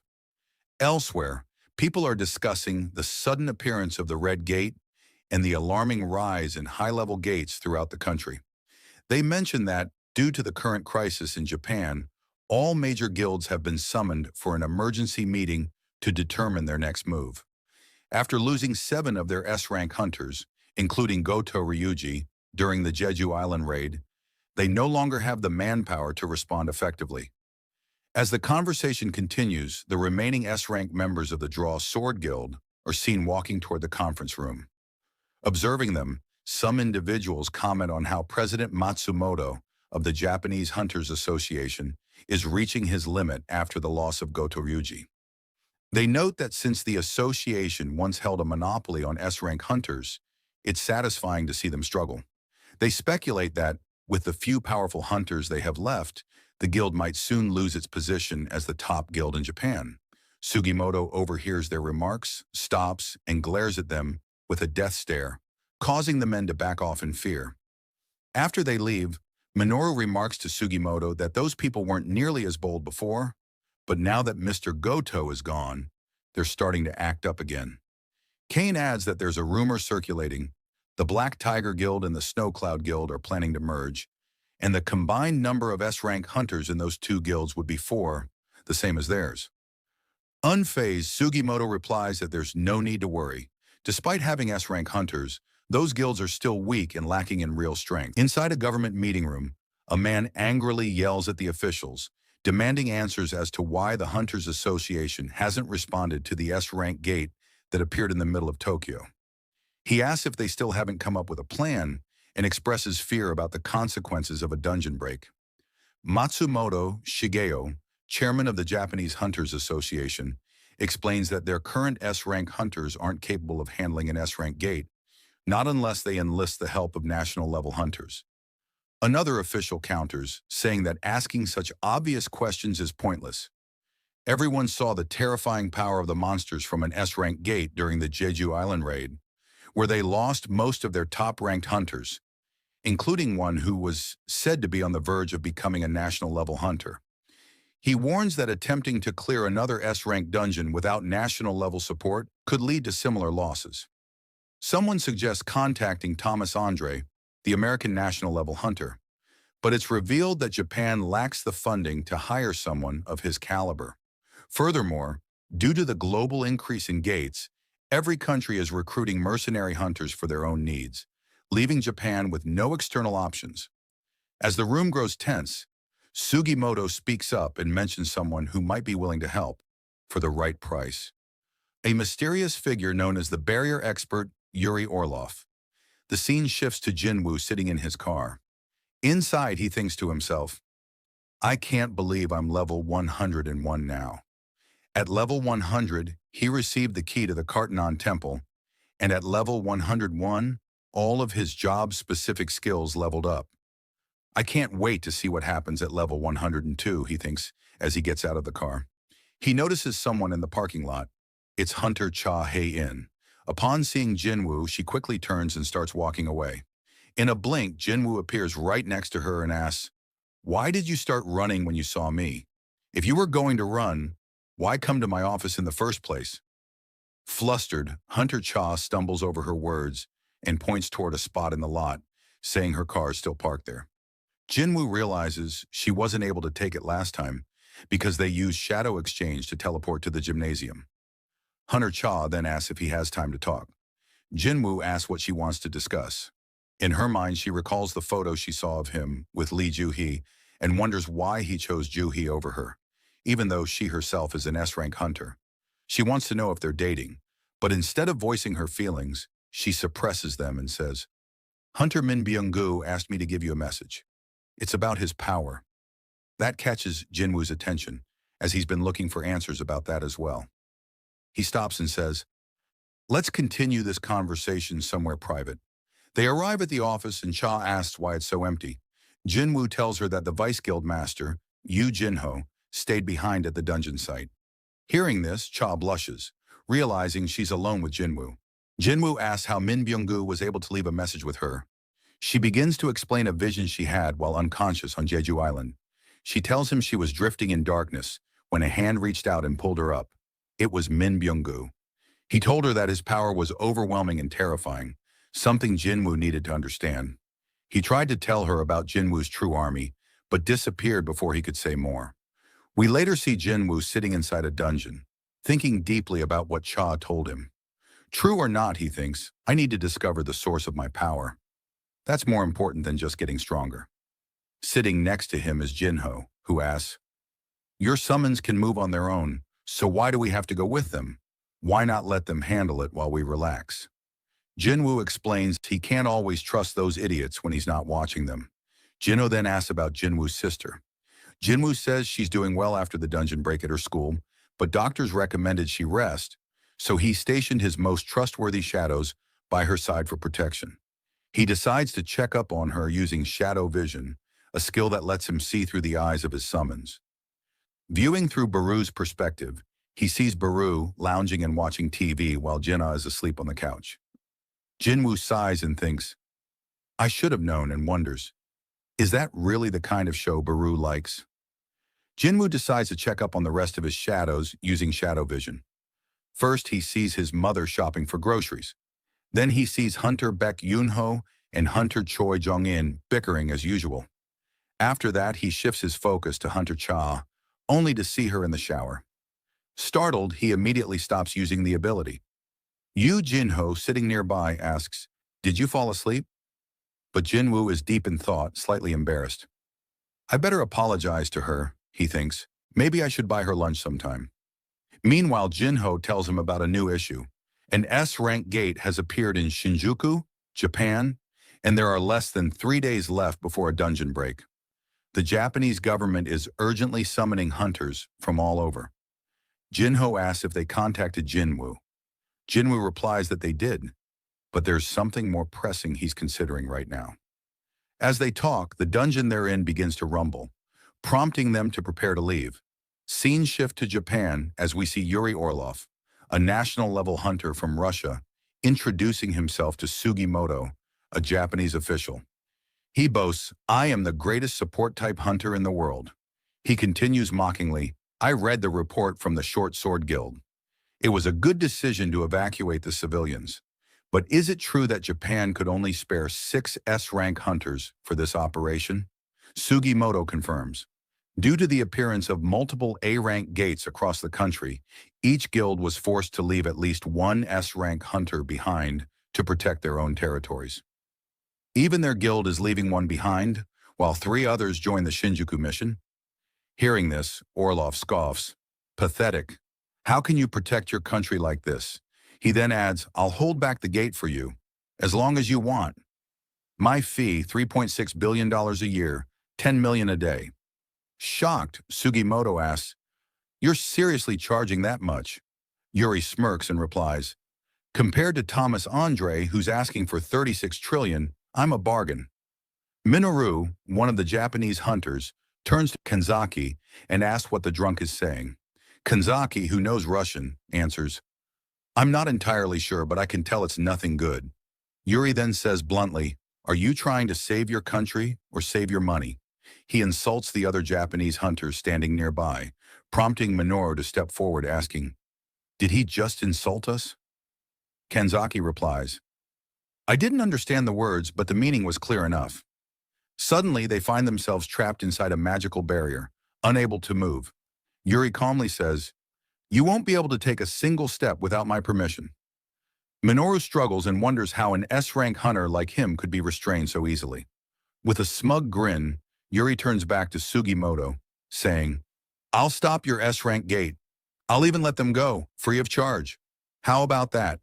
Sugimoto, left with no better option, reluctantly agrees. "I've confirmed your abilities, but I need to make a call first." Back in Korea, we see Jinwoo getting ready to enter the double dungeon. As he prepares, his mother gently asks, "Your mother doesn't have to worry about anything, right?" Jinwoo smiles and reassures her, "Don't worry, I just have an appointment." Once the timer on the key runs out, its destination is revealed. The gate's location? Gina's school. Jinwoo quickly heads there. Upon arrival, he spots several Hunter Association agents standing guard outside the gate. He walks up to them and asks, "How long has this gate been here?" One of the agents replies, 3 days. It's just a C-rank gate. A Hunter assault squad entered it about 2 hours ago."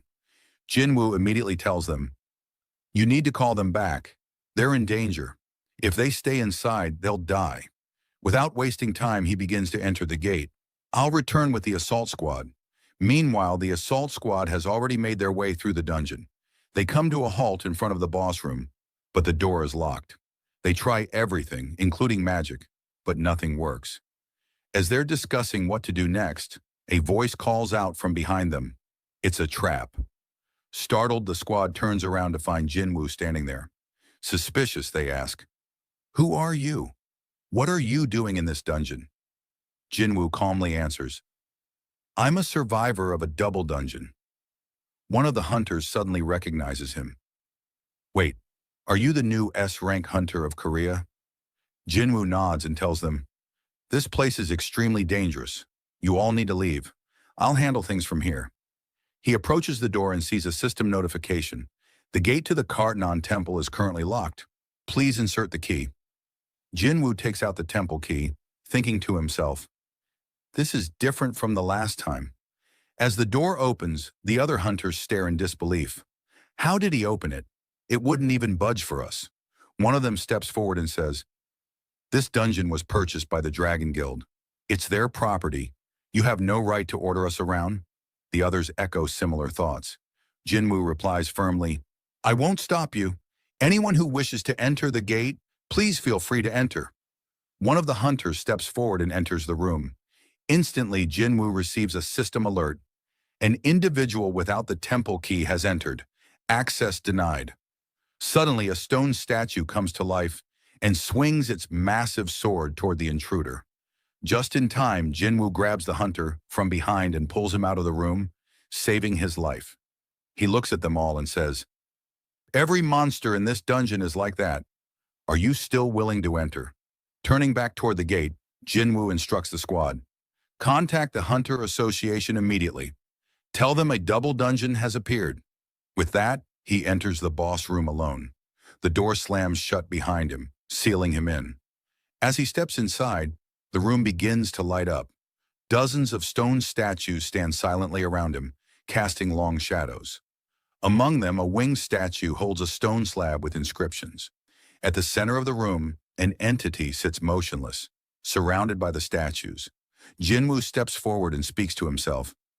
This is where it all began. I've returned, but it feels different now. I can feel it in my bones. Looking at the statues, he says, these aren't monsters, nor are they living beings. They're just puppets. Puppets controlled by something or someone. He senses only one source of magic in the room and walks toward it, asking, won't you say anything? Why won't you answer me? Suddenly, the winged statue comes to life and says, at last, you have arrived. Meanwhile, in Japan, Yuri Orlov has just landed at the airport. As he's swarmed by the press, they ask how he plans to block off the gate. He explains that he'll use the same strategy he's used before, drawing a massive magic circle around the gate and pouring his mana into it, preventing anything inside from escaping. When asked if he can block off an S-rank gate alone, he admits he can't maintain a barrier by himself. However, the circle can draw mana from its surroundings. If large quantities of mana crystals are placed around Tokyo, the circle will absorb their energy. Over time, the barrier will strengthen and transform into a solid wall. Facing the cameras, Orlov confidently says, I'm going to save your lives, so make sure you remember that. Chairman Go Gun-hee, watching the interview, comments, I'm not sure if he can block an S-rank gate, but I'm sure of what will happen if he fails. He then asks Woo Jin-chul what Hunter Sung Jinwoo has been up to. Woo reports that Jinwoo is currently raiding gates in Seoul. He adds that the Ajin Guild has requested permits for all gates marked on a list. However, those gates are located in districts managed by the White Tiger Guild, Hunters Guild, and Fiend Guild, which may cause some friction. Despite this, the chairman gives his approval. Woo Jin-chul then excuses himself to take a call. The caller reports another gate appearing at a school recently attacked by orcs. While it doesn't seem serious at first, a double dungeon has been discovered inside. More importantly, Hunter Jinwoo has already entered it. Back inside the double dungeon, Jinwoo faces the moving statue, which breaks a stone slab and says, I see you have finally made it this far. Seeing this, Jinwoo asks the creature if it's okay to destroy the stone slab, and whether it was the one who summoned him here. The creature replies yes, and Jinwoo asks if it is a monster. The creature responds that Jinwoo is asking the wrong questions. Instead of asking who he is, Jinwoo should ask about the identity of himself. The being then declares that the final test will now begin. If you are still standing by the end of it, I will tell you everything. Jinwoo sees all the stone statues starting to approach. In response, he begins to summon his shadow soldiers, but the being snaps its fingers and says, that won't do. This is a test, so cheating is not allowed. You're the only one I wish to assess. I don't care about your servant's abilities. A notification appears before Jinwoo. You are no longer authorized to purchase potions or other items from the shop. You cannot use quest rewards or level up bonuses for status recovery. You may not leave this room until the final test is completed. Seeing this, Jinwoo mutters, so this is how it's gonna be. I didn't think all the cards in my hand would end up being useless. One of the stone creatures swings its weapon at him. Jinwoo thinks, I can still use my inventory. In that case, I'll defeat everyone with just my strength. Before the attack lands, Jinwoo grabs the sword mid-swing and breaks it in two with sheer force. He hurls one of the broken pieces at the creature's face, but it doesn't finish it off. As the creature begins pulling the shard from its head, Jinwoo charges forward and kicks it, driving the fragment deeper into its face. Seeing this, the other stone statues begin attacking, but Jinwoo is too fast. He dodges all their strikes, leaps into the air, and stabs one of them in the head, taking it down.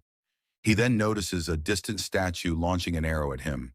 Reacting instantly, Jinwoo slices the arrow mid-air with his daggers and kicks one of the fragments back at the archer statue, destroying its face. As Jinwoo continues taking down the stone creatures, he thinks, I've been waiting for this moment. Watching from above, the creature is impressed and says, "You've achieved so much with the body of a human. I am truly impressed." The creature floats in the air, observing the battle. As the fight drags on, Jinwoo reflects. These statues look like they were teleporting before, but now I can see their movements. Each one is strong, but I can do this. The creature comments, truly impressive growth, but it's still too early for this test to end. Suddenly, Jinwoo hears a deep rumbling. He looks back and sees a massive stone statue approaching. It towers over even the powerful monsters he's currently fighting. The entity smirks, watching with anticipation. The scene shifts to the chairman's office where Go Gun-hee is in a meeting.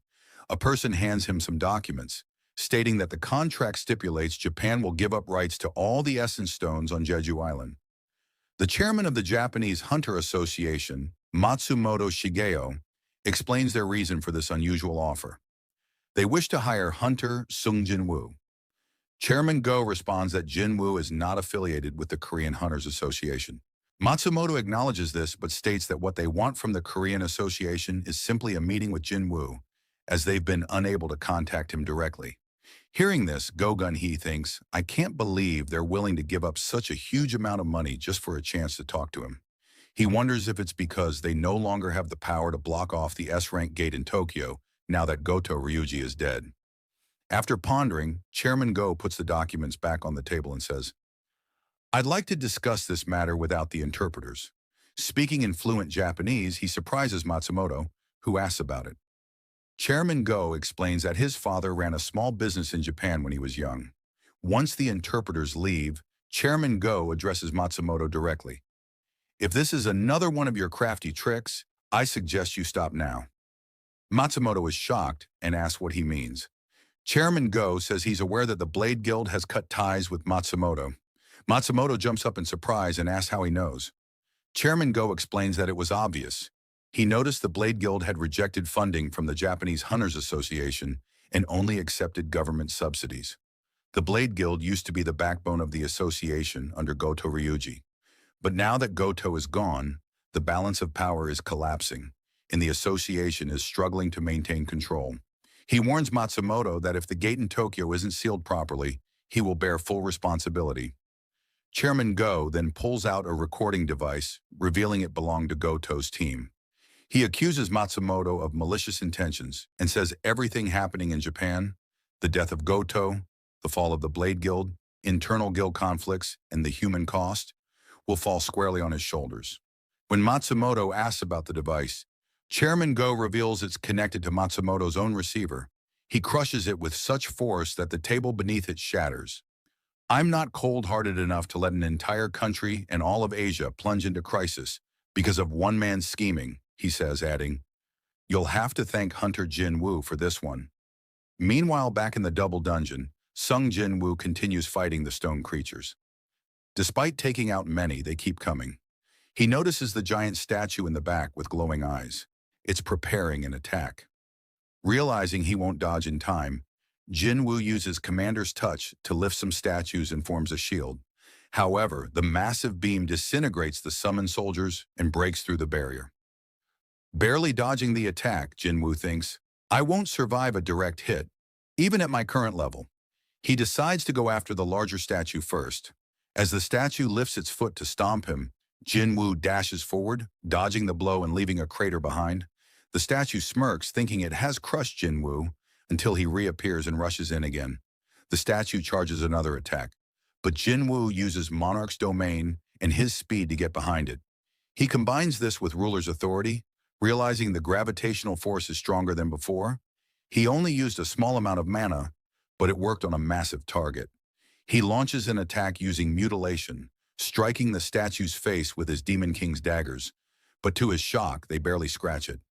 Frustrated, he switches to brute strength, targeting a crevice in the statue's head. He grabs hold and unleashes a powerful strike, which causes the creature to panic. Watching this, the winged entity says, I never thought he'd use that kind of attack against my marvelous creation. Meanwhile, Jinwoo is relentlessly punching the giant stone creature, pouring all his strength into one final blow. I'll show you what it really means to be level 103, he says. With that, he strikes the creature so hard it crashes to the ground. After taking care of the giant enemy, Jinwoo leaps down into the midst of the smaller stone monsters. They charge at him, but he uses Dominator's touch to slam them all into the ground, wiping them out effortlessly. As the room clears, Jinwoo turns his attention to the winged entity hovering over him. The entity applauds and says, "That was impressive." Jinwoo remembers the promise. This being was supposed to answer his questions. However, the creature declares, "The test isn't over yet. I'm still alive." Suddenly, an urgent quest notification appears. You must defeat the enemy within the allotted time. Time remaining, 10 minutes. Failing to do so will result in your heart stopping. The winged entity says, "I am the final test." Jinwoo asks who he really is, and the creature, with a smirk, responds, "I am the architect of the system." Are you satisfied with that answer? Outside the dungeon, Woo Jin Cheol arrives with 7 elite hunters from the Korean Hunters Association. As he nears the gate, he feels an overwhelming, bone-chilling mana radiating from it. He asks if others can feel it too, and realizes it's unlike anything they've sensed before. He checks with the team to see which guilds are on standby, and learns that the Hunter Guild is ready to raid. When asked about the 2 S-rank hunters, he's told that both Hunter Cha Hai-in and Hunter Choi Jong-in have agreed to participate. He orders them to join the raid, knowing how dire the situation could be. Inside, Jinwoo prepares for his showdown with the architect. The creature transforms its wings into arms and charges with immense speed, landing a powerful punch that sends Jinwoo flying into a wall. Without giving him a moment to recover, the architect continues the assault. Jinwoo manages to dodge and tries to create distance. The architect launches a barrage of punches, but Jinwoo blocks them all. "Impressive," the creature admits. "You're exceeding my expectations." He then punches Jinwoo in the face, thinking the fight is over, only to be shocked when Jinwoo charges back and delivers a brutal punch that knocks the architect back several feet. "I never thought I'd have this much fun fighting a human," the architect grins. "I never believed a human could be a worthy opponent." Jinwoo thinks to himself, "This guy invited me here as soon as I reached level 100. He probably thought I wouldn't stand a chance. But I can do this." He demands answers. "Why did you create the system? Why did you choose me as its player? What's happening to this world?" The architect lunges at Jinwoo again, saying, "Maybe you think you won't get answers if you kill me." Jinwoo tries to maintain distance, realizing that close combat is dangerous. He uses ruler's authority to fight from afar, but the architect counters with a massive explosion. Jinwoo realizes he can use the same skills I can. "My ranged attacks are useless." The architect declares, "Whether you kill me or not, the answers have already been predetermined, since the moment I designed everything." He summons all the weapons in the room and hurls them toward Jinwoo. Jinwoo demands, "How did you design all of this? How could you give me this much power?" The architect calmly responds, "I didn't choose you. In fact, I was against it. I'm merely the architect and moderator of the player selection system." With 6 minutes remaining, Jinwoo knows he has no time left to stall. He resolves to face the architect head-on. The architect ascends and says, "I'll use my full power for the rest of this fight."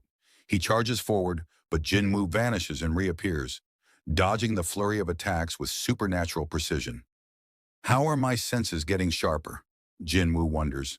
"I can sense every move he makes." He lands a clean strike on the architect's face. The architect is stunned. "I'm using full force. How is he keeping up? He's even getting faster." Jinwoo slices off one of the architect's arms. The architect realizes this is a fake body, yet he can still make me feel pain. Looking at Jinwoo more closely, he thinks, so that's why he was chosen.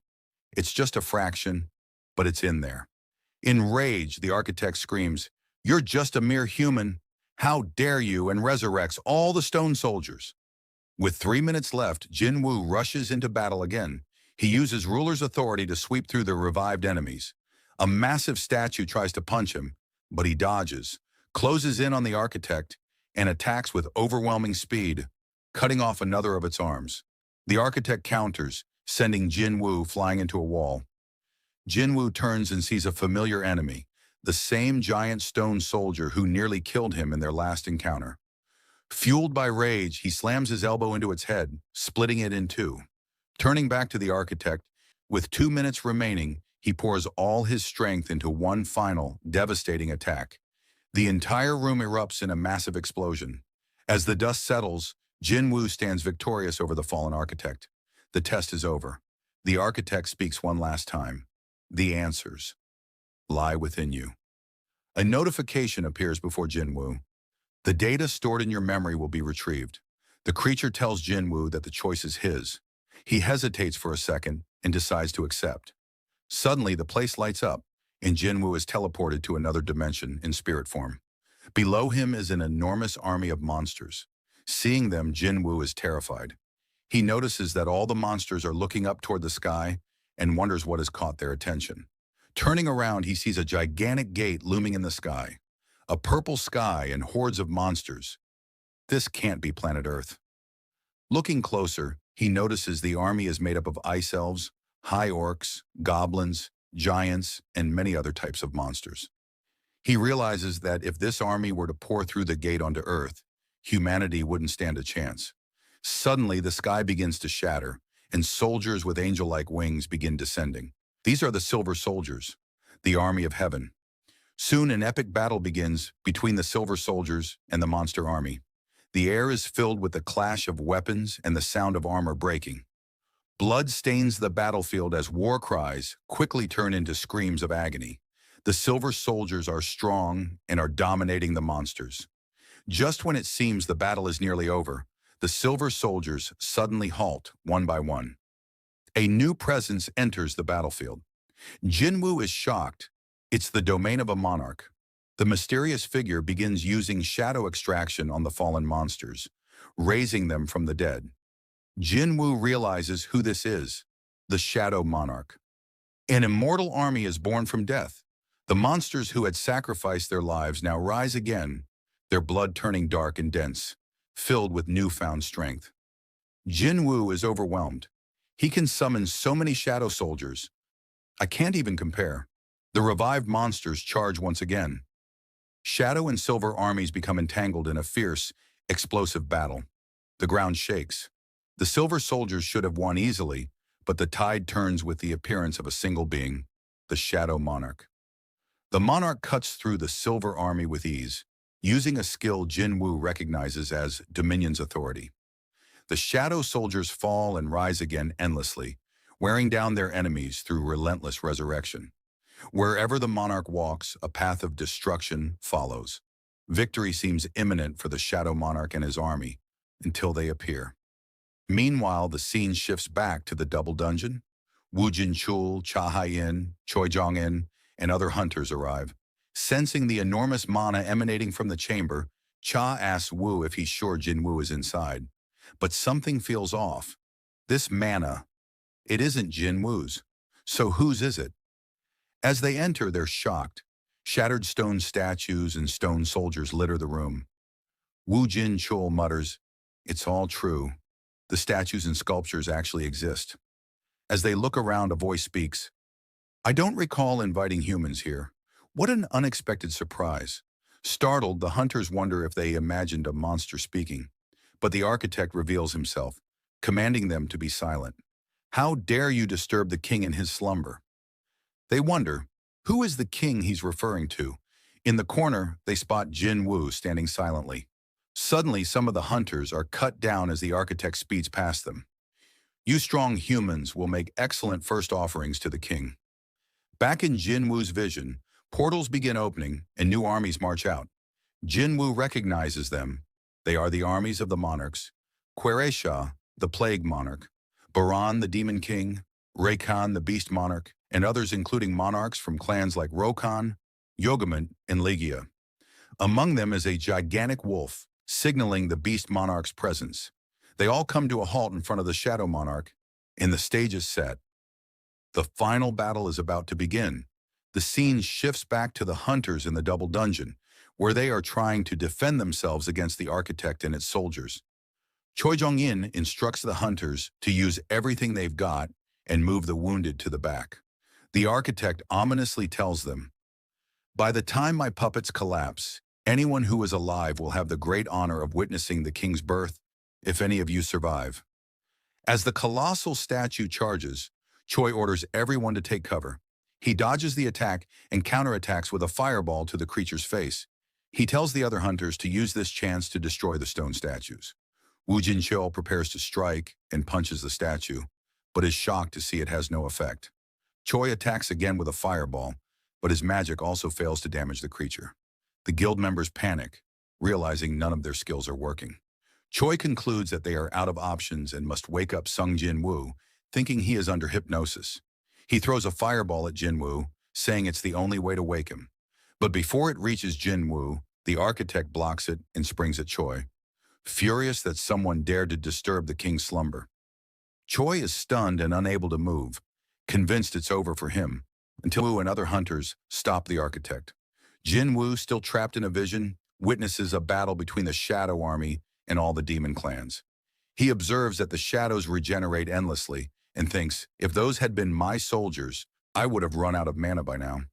It's like he has a bottomless pit of it. Jinwoo wonders if the Shadow Monarch wasn't on the same side as the monsters, or if there was some internal conflict. After the battlefield is silent, littered with the bodies of fallen soldiers. The Shadow Monarch approaches the defeated leader of the demon clans and asks, "We had a chance to end this war today. Why did you betray me?" The creature responds, "It's too bad I was unable to get rid of you." The monarch, furious, demands an answer again, but the creature speaks in demonic tongue. Enraged, the monarch picks him up by the mouth and crushes his face with his bare hands. Even this isn't enough to kill the demon. The monarch stares into its eyes and thinks, "Where have I seen them before?" Removing its helmet, he discovers it's Baran, the demon king. Shocked, he wonders what Baran was doing there. He begins to look at his hands in confusion, and we realize that it was Sung Jin-woo all along, the one fighting the demon clans and the silver soldiers. Jin-woo is baffled that he didn't realize this sooner. He notices a heartbeat inside his chest, then discovers he has two hearts, a normal human heart and a black one. Suddenly, silver soldiers start descending from the sky, and a notification appears. Playback of retrieved data has ended. Back in the double dungeon, the architect speaks to Cha Hai-in, calling her quite interesting. He asks her to push beyond his designs. She attacks with sword dance, but the architect blocks it effortlessly and counterattacks, injuring her shoulder. As she screams, the architect explains that the dungeon system predicts and responds to every outcome, and their weapons are useless against the statues. Suddenly, Choi Jong-in lands a surprise hit on the architect, giving Cha the chance to run toward Jin-woo. But as she looks back, she sees the architect behind her, ready to grab her. She dodges in time, and the architect, seeing a shadow on her shoulder, asks what her relationship is with Jin-woo. She says, "We're friends. I'm here to save him." The architect smiles and says, "Then I'll give you a chance. Today is the day one of the greatest monarchs in this world will rise. You may watch, but the rest of the humans will die." Just then, a voice responds, "Who said that?" And the architect is punched in the face by Jin-woo, shattering its mouth. As the creature falls, Jin-woo demands, "What have you done to my body?" All the hunters breathe a sigh of relief, knowing that Jin-woo is awake. As Jin-woo crushes the architect's face under his foot, the architect protests, "You're not the king. How can you control yourself, even with the black heart?" From this, Jin-woo realizes the overwhelming power is coming from the black heart. A notification appears. Mana increased by 100,000. Analyzing the architect's reaction, Jin-woo confirms this wasn't supposed to happen. The black heart wasn't meant to benefit him. All the data he retrieved hadn't given him a full answer. Jin-woo asked the architect, "You said you were against choosing me as a player? Why? What was the point of choosing someone? What were you trying to do?" In desperation, the architect screams, "Shadow Monarch, you've got us. Do you think the other monarchs will stay quiet after what you've done?" Jin-woo draws his daggers and demands an answer. Meanwhile, the hunters panic as they see all the previously inactive statues come to life. The architect warns Jin-woo that if he is killed, no one will be able to stop the dolls. Jin-woo coolly asks, "What if I kill you and take care of them myself?" The architect claims that if he dies, the system will collapse. Jinwoo smirks, saying, "There was always the possibility I could go back to being an E-rank hunter." He explains that just because the system's creator disappears doesn't mean the system will vanish. The architect attempts to access the system, but is blocked by repeated notifications. Access denied. Stunned, he turns to Jin Woo, who tells him, "I'm going to kill the system. I'll swallow it whole." Refusing to accept reality, the architect yells that it must be a system glitch. In frustration, he lunges, but Jin Woo slices him into pieces with his daggers. As the pieces fall, the architect delivered one final prophecy. When the pillars of fire that hold the heavens are raised, an inevitable death will approach your way. Jinwoo, with a steely glint in his eyes and a cold smirk, simply responded, "As you please." Meanwhile, the association members outside the dungeon were waiting for the hunters to return. They note that it's been an hour since the members of the Hunter Guild went in and begin to worry about what might be happening inside. Soon they see the hunters returning. Judging by their condition, they are shocked that even the elites of the Hunter Guild ended up like that. They wonder what exactly happened in the C-rank gate. Wu Jincheol approached the Bravery Guild members, asking for their help in moving the bodies of the deceased. Stunned, they quickly agreed. Behind them, Jin Woo also exits the gate, thinking to himself that the system architect is now gone, and he still doesn't have all the answers to his questions. After they all make it out, Wu Jincheol tells Jin Woo that around 20 top-ranked elite hunters have died. If this had been a dungeon break, the damage would have been unimaginable. He then asked Jinwoo how he knew there was a double dungeon inside this particular gate. Jinwoo responds that the dungeon summoned him there, explaining he received a message telling him to come. Hunter Woo asks if they can see that message, but Jinwoo says it was something only visible to him. Hearing that, Woo thinks Jinwoo isn't joking, especially since he's not someone to make up stories. Cha Hai-in arrives and checks on Jinwoo, asking how he is. Jinwoo replies that he's fine, but then suddenly collapses. Everyone panics and rushes toward him. The story shifts to Japan, where trucks loaded with mana crystals are being transported to the S-rank gate. Watching this, Hunter Yuri Orlov comments that 200,000 tons of mana crystals should be enough to power the magic circle. He creates a barrier around the gate, saying that it will now gather magic power on its own. Suddenly, Yuri senses something unusual. When asked if everything is all right, he says the barrier is perfect, but he can feel a presence nearby. He calls out to whoever it is to reveal themselves, but no one responds. A man with him asks what kind of person would be bold enough to linger around a site that could experience a dungeon break at any moment. Yuri replies, "I never said it was a person." From atop a nearby building, a mysterious man observes them, commenting that Yuri has good senses. The man's name is Sung Il Hwan. He notes that everything is unfolding according to a predetermined tragedy. As the military surrounds the area, Kana asks Sugimoto why they're deploying troops, even though modern weapons are ineffective against monsters.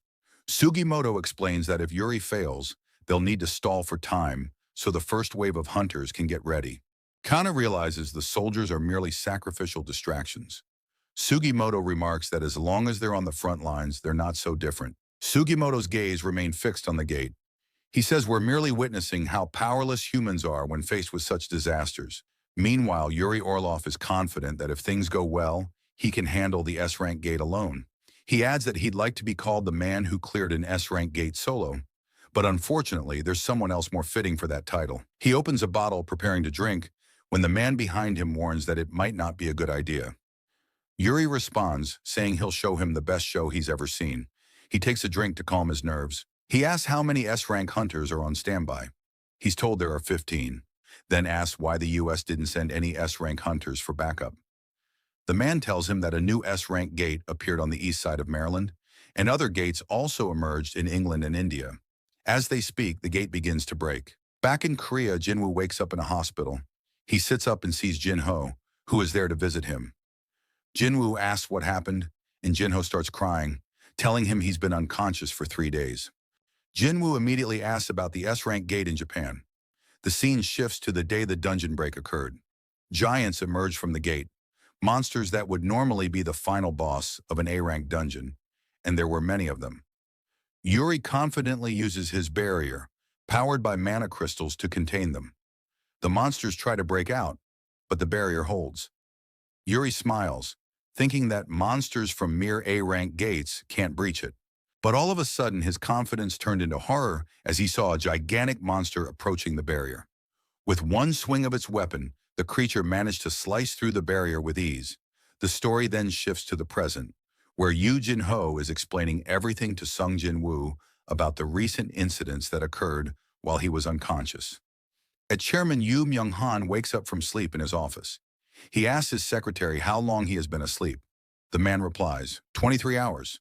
They were prepared to take him to the hospital if he didn't wake up after 24 hours, just as he had instructed. The secretary hands him some documents containing information about the person who was cured of eternal slumber. He informs him that the patient is apparently Hunter Sung Jin-woo's mother. Hearing that, Yu Myung-han begins to suspect that Sung Jin-woo might possess the ability to cure eternal slumber. His secretary tells him someone is there to meet him. As the woman enters the room, she looks at his condition and asks how long he has been like this. Back in Japan, we see the aftermath of the dungeon break and how Hunter Yuri Orlov was devoured whole by one of the giants. The military tried to stop the creatures, but it was useless, as their weapons had no effect on the monsters from an S-rank gate. Witnessing the devastation, Japan's Hunter Association chairman, Matsumoto Shigeo, orders the remaining S-rank hunters to stop the giants from advancing, and all of them charge toward the monsters. They attempt to blind the giants by targeting their eyes, but the monsters were surprisingly fast and easily dodged their attacks. Hunter Kanai Takeda, in disbelief, wonders how such massive creatures could move so quickly. Meanwhile, back in Korea, Sung Jin-woo watches footage of the battle from his room. He reflects that, at this rate, just like during the Jeju Island raid, the whole of Asia could be in danger. He begins to consider leaving for Japan to deal with the dungeon break personally. But then, from behind, he hears a voice telling him not to go. It's his younger sister, Sung Jin-ah. He asks what she means, and she tells him she knows he's planning to leave. Jin-woo assures her that he's not going anywhere. He says he's been working too hard lately and just plans to rest for a while, telling her not to worry. Later, we see him sitting outside in the park. He summons Beru and asks about the condition of his sister. Beru replies that there is nothing abnormal about her behavior. Jin-woo, however, suspects she may be suffering from trauma. She had never tried to stop him from going on a raid before, except for his very first one 4 years ago. He wonders what he should do. As he's walking, a car stops in front of him. Fast forward, we see him inside the office of the Eugene Construction Guild, where CEO Yu Myung-han greets him and introduces himself. He places a blank check in front of Jin-woo, saying, "I'm not arrogant enough to believe money can't buy anything, especially when I'm speaking to an S-rank hunter. Please consider this a token of my sincerity." Seeing this, Jin-woo suspects whatever he's about to hear must be confidential. It's not something as simple as a guild invitation. He asks, "What do you want to buy from me?"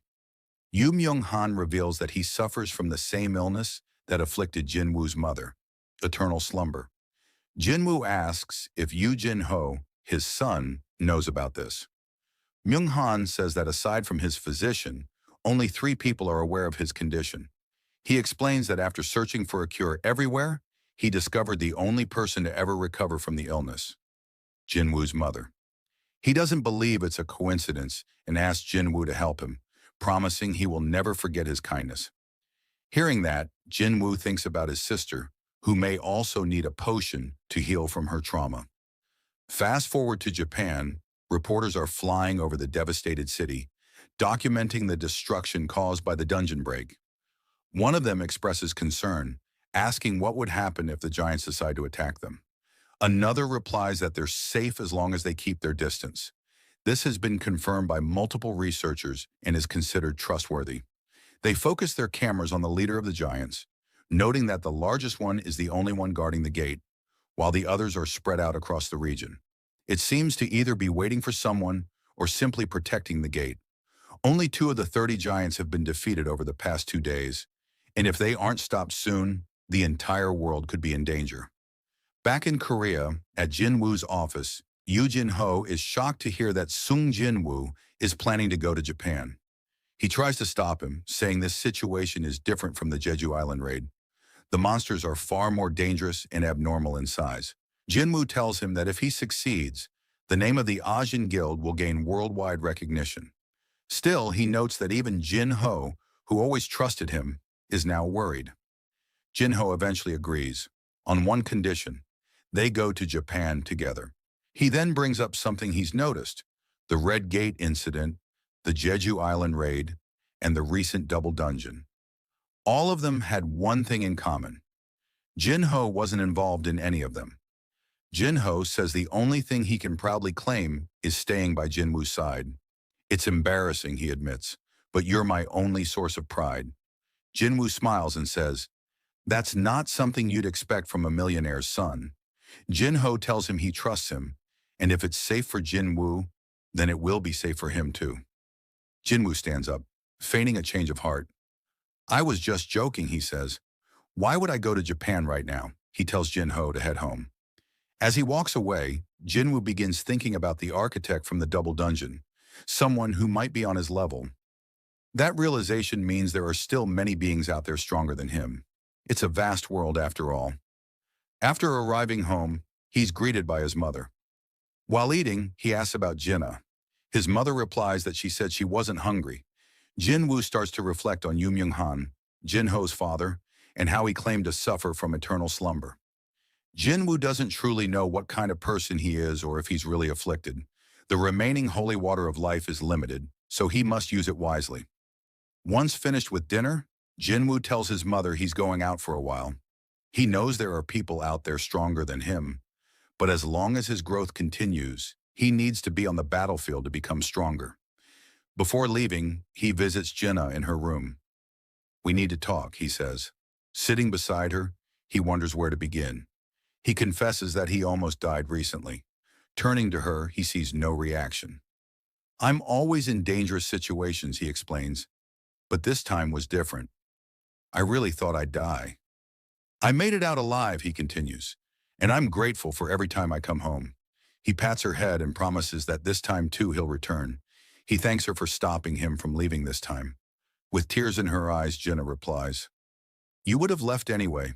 Jin Woo smiles and responds, But I'll come back. We fast forward to a press conference held by Chairman Go Gun-hee regarding the dungeon break in Japan. Jin Woo has decided to head there himself to deal with the S-rank gate. At the airport, just as Jin Woo is about to leave, he notices something. Despite his efforts to stop him, Jin Ho has managed to follow him. Realizing there's no other way, Jin Woo reluctantly gives in. Together, they prepare to board the plane and face what lies ahead in Japan. The story shifts to Japan, where the military is trying to rescue survivors from the ongoing disaster. A soldier tells the civilians that there's only room for 3 or 4 more people, urging them not to waste time worrying about those who might not survive, as the giants are approaching. If they stay, they'll all die. He tells them to find cover, but as he looks up, he sees that the giants have already found their location. The soldiers open fire on the monsters, but their weapons prove ineffective. Just as one of the giants reaches toward the survivors, a giant trident pierces its chest, launching it several blocks away. As the lifeless giant lies among the rubble, the soldiers stare in confusion. Then they notice another monster-like figure. This one is protecting them. A man approaches, telling them to evacuate immediately because the area is no longer safe. It's Sung Jin Woo. At that moment, rocks began falling from the building and flying straight toward the citizens. But Jin Ho arrived just in time and shielded them with his large shield. Then, Jin Ho told Jin Woo that he would stay behind and help the survivors escape. Hearing that, Jin Woo prepares to take out all the monsters in the area. Alongside Jima, he charges at the creatures. The giants are no match for Jima's strength, and it takes out multiple enemies with ease. Seeing this, Jin Woo also jumps into the fight and slices one of the giants in 2 with a single swing of his dagger. The scene shifts to the Scavenger Guild in the United States, where some hunters are discussing Jin Woo's actions in Japan. One comments that Lady Selner didn't enhance Jin Woo's powers. Another scoffs, saying that even though he reawakened, every hunter has limits, and Jin Woo will eventually die at that level. They start betting on how long Jin Woo will last in this raid. As they mockingly discuss it, a voice interrupts from behind. Thomas Andre, the Scavenger Guild's guildmaster. He says he'd bet the entire guild building that Jin Woo will survive. Then he warns them to worry more about the S-rank gate that just appeared in their own territory. The dungeon break is tomorrow, and he wonders how many of them will survive that battle. Looking out the window, he remarks that Japan might have been fun, but tomorrow will be entertaining in its own way. Back in Japan, news outlets are broadcasting live footage of the city as Jinwoo's summons deal with the giants. A giant screams in agony as Ant King Baru's minions devour it alive. Another giant chases a small girl, who runs in fear. Just as the monster's about to catch her, a shadowy figure appears and slices off its hand. It's Igris, saving the child. As the giant reels in pain, it fails to notice Iron charging straight toward it. With a devastating blow to its head, Iron defeats the giant, slamming it into the ground. He proudly stands atop the corpse. Watching this, Igris sighs. Meanwhile, Jinwoo observes everything from afar, and seeing Iron in action, comments that Iron must be excited now that he's upgraded. He's relieved to see him doing a good job. A Japanese soldier then approaches and thanks Jinwoo. Not understanding Japanese, Jinwoo simply gives him a thumbs up and says, "You good, brave soldier." He then asks Jinho to help finish the evacuation. After everyone leaves, Jinwoo stands before the corpse of the fallen giant. Using shadow extraction, he prepares to add it to his growing army. Meanwhile, at the Hunter Association headquarters in Japan, officials inform Chairman Matsumoto Shigeo that the city is gradually being reclaimed from the giants. Hearing this, Matsumoto reflects that Goto Ryuji may not have been wrong. He recalls the eyes he saw at the airport.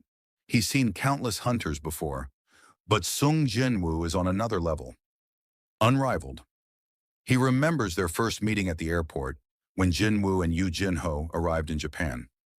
Matsumoto greeted them and explained that the giants were advancing toward Osaka. He requested that Jinwoo focus on defending the city, thinking that even someone as powerful as Jinwoo couldn't possibly take down all the giants alone.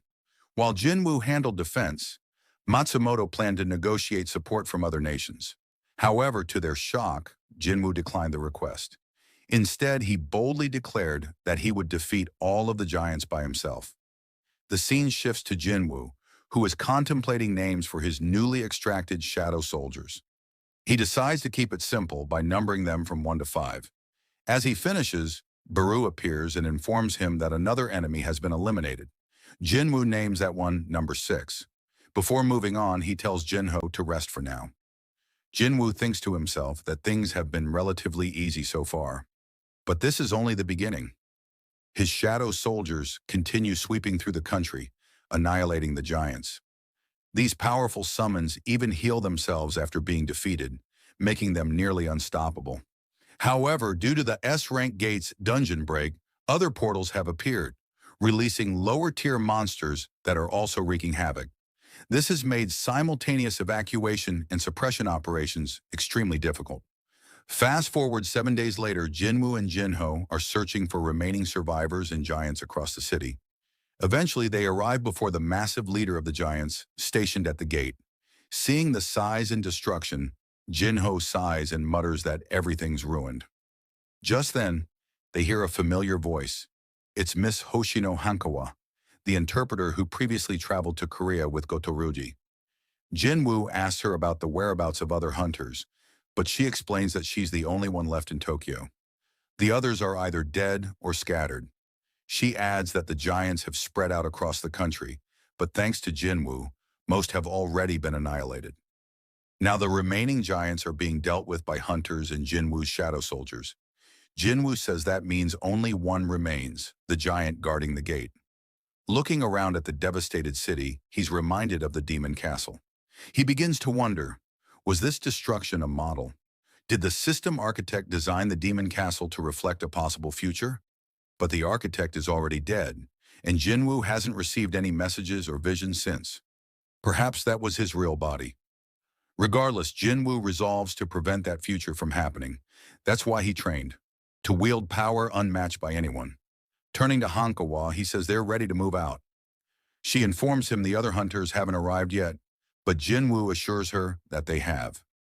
We then see Kino complaining about how annoying this all is, while Minoru tells her to be grateful. They're alive at least. Frustrated, Hankawa vents that Jinwoo and his shadows are pushing forward, dominating giants that Japanese hunters couldn't even approach. It feels like they're only here to clean up the leftovers, which is infuriating. As she speaks, Jinwoo's shadow army begins returning to him, and the area becomes dense with shadows.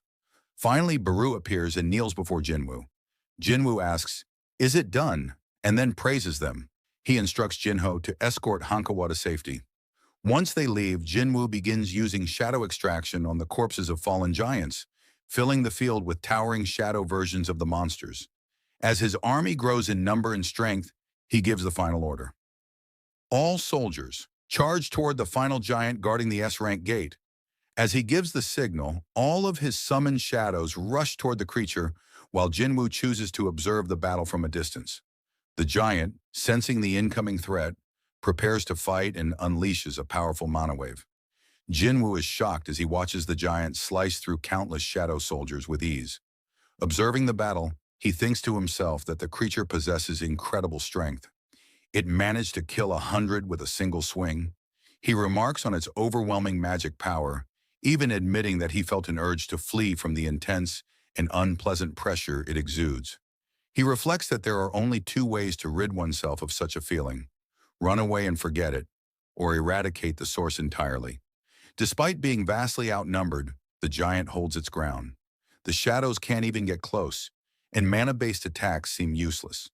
At one point, it casually catches a fireball with its bare hand and continues to tear through the attacking giants.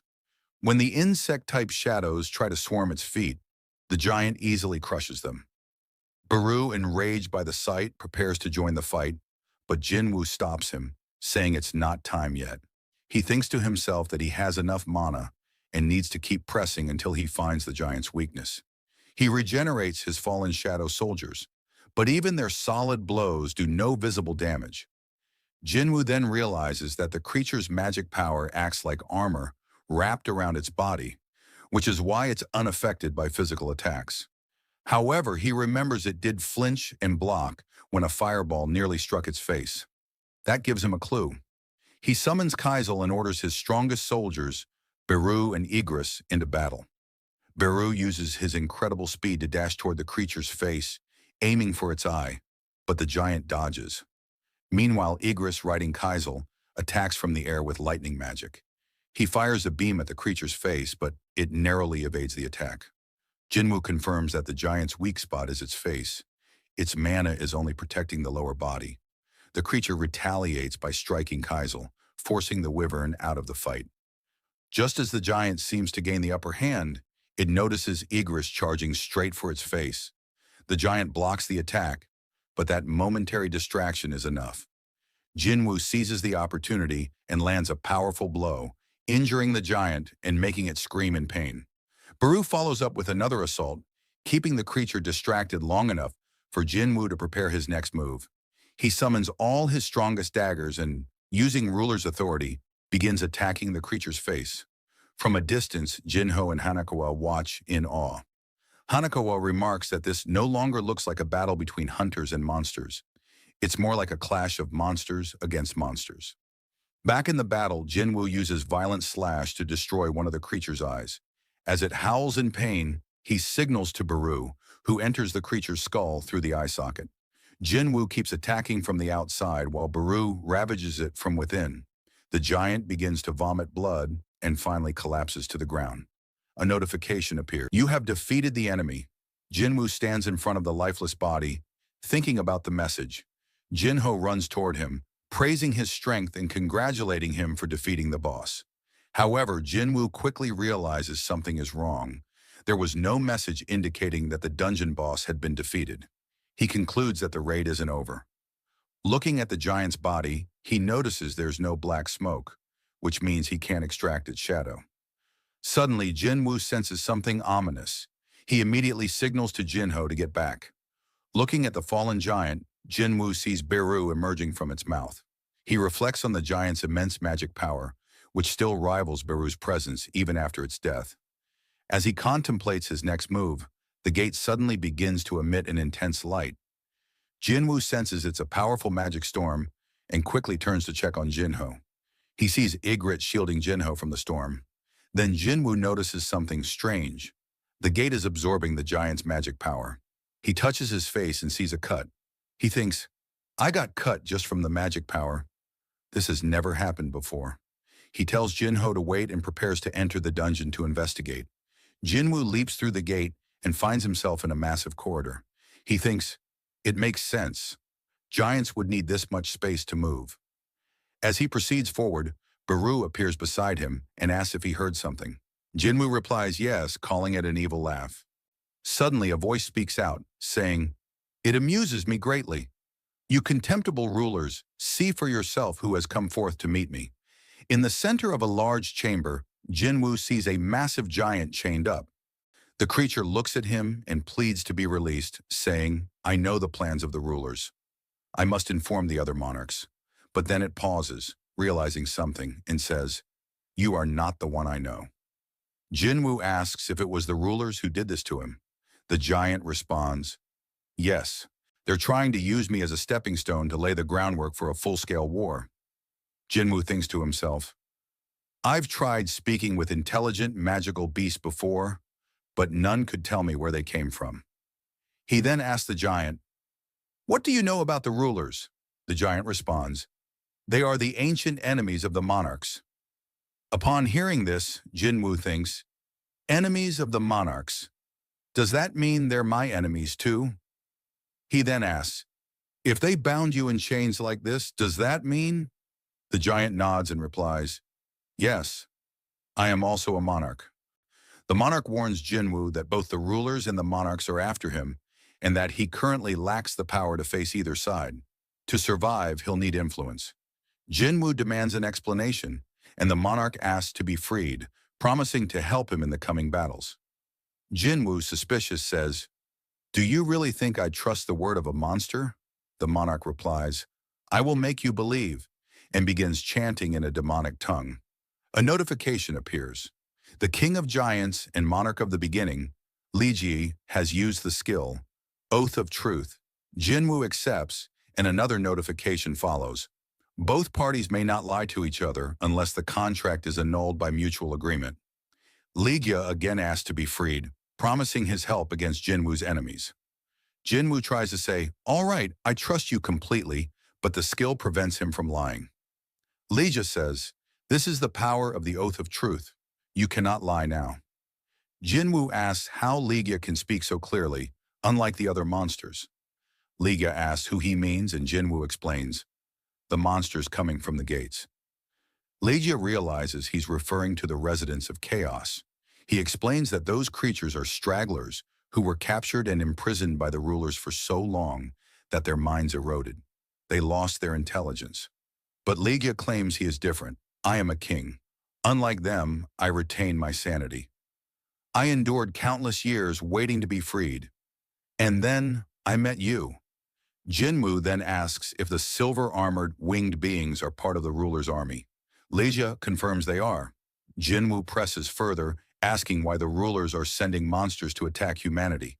Ligya answers, I told you they're preparing for war. They want to turn your world into a battlefield to fight the monarchs.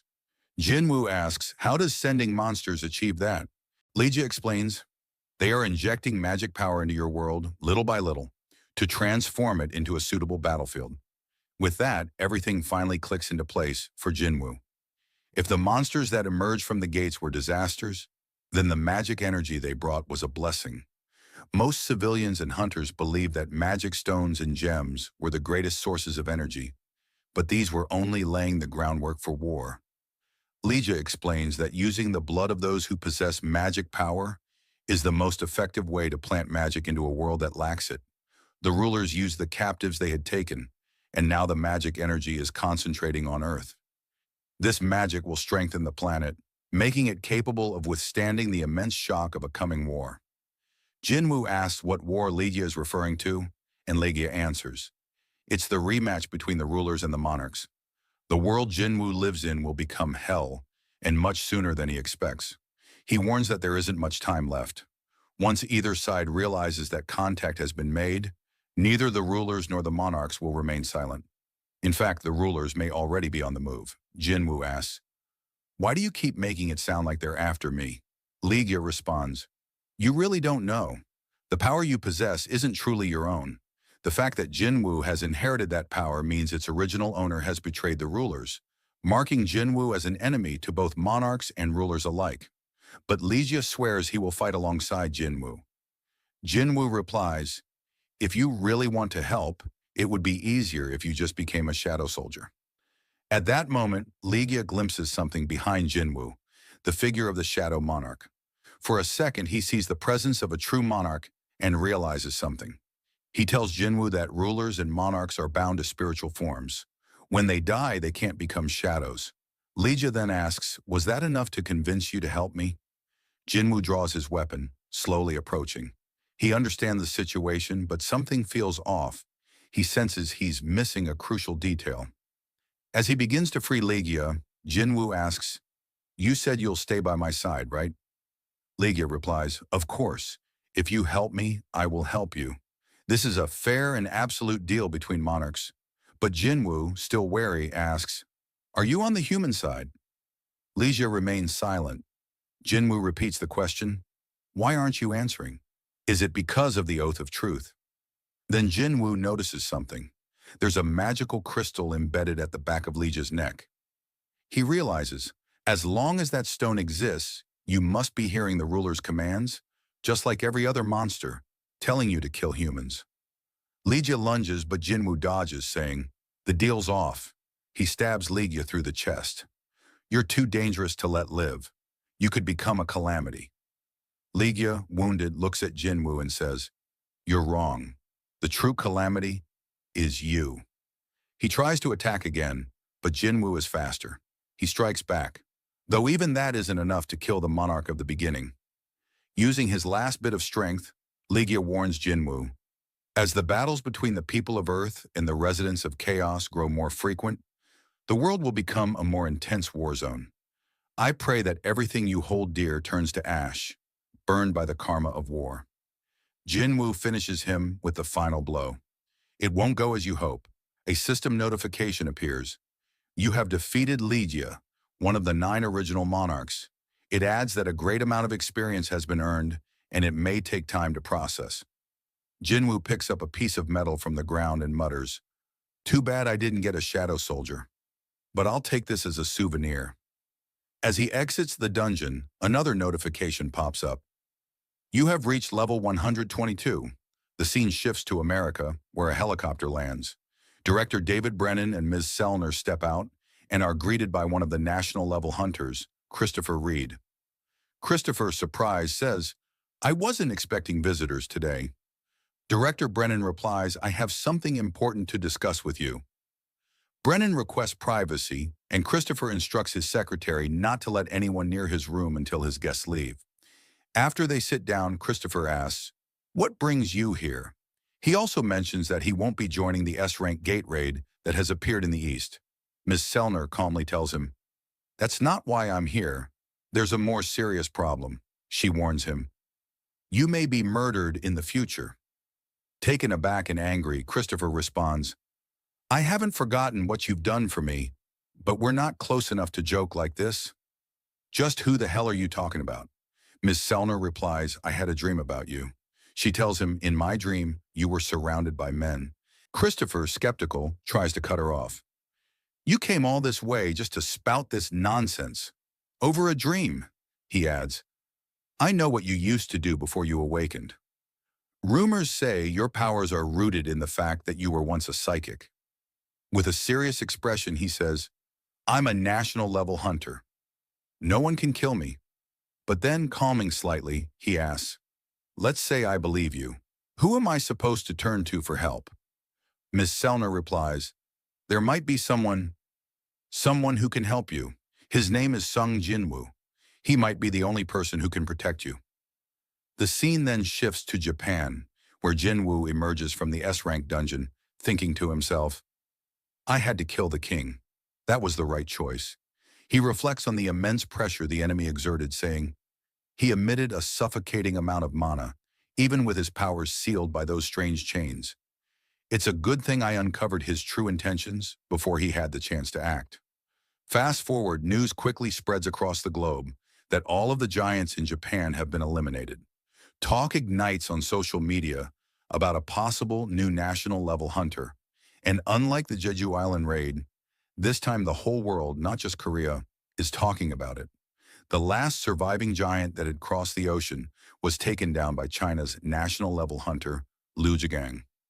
Meanwhile, in Japan, the head of the Japanese Hunter Association, Matsumoto Shigeo, turns himself in and confesses to his crimes. While his true motivations remain unclear, some believe he was trying to take responsibility for his previous actions, involving the Jeju Island raid and betrayal of Korean hunters. Elsewhere in the United States, American hunters, who had just cleared an S-rank gate, are preparing to attend a lavish, government-sponsored celebration. Members of the Scavenger Guild are seen chatting, praising how the government spared no expense for this party. Thomas Andre, America's strongest hunter and a national-level hunter, approaches the group. He grins and reminds them, "You haven't forgotten about our bet, right?" He jokingly confronts a third member asking, "And what did you bet?" The man replies nervously, "I didn't bet anything."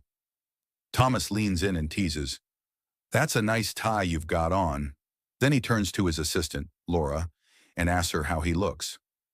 Laura replies dryly, "That tie looks expensive, but it doesn't go well with your Hawaiian shirt."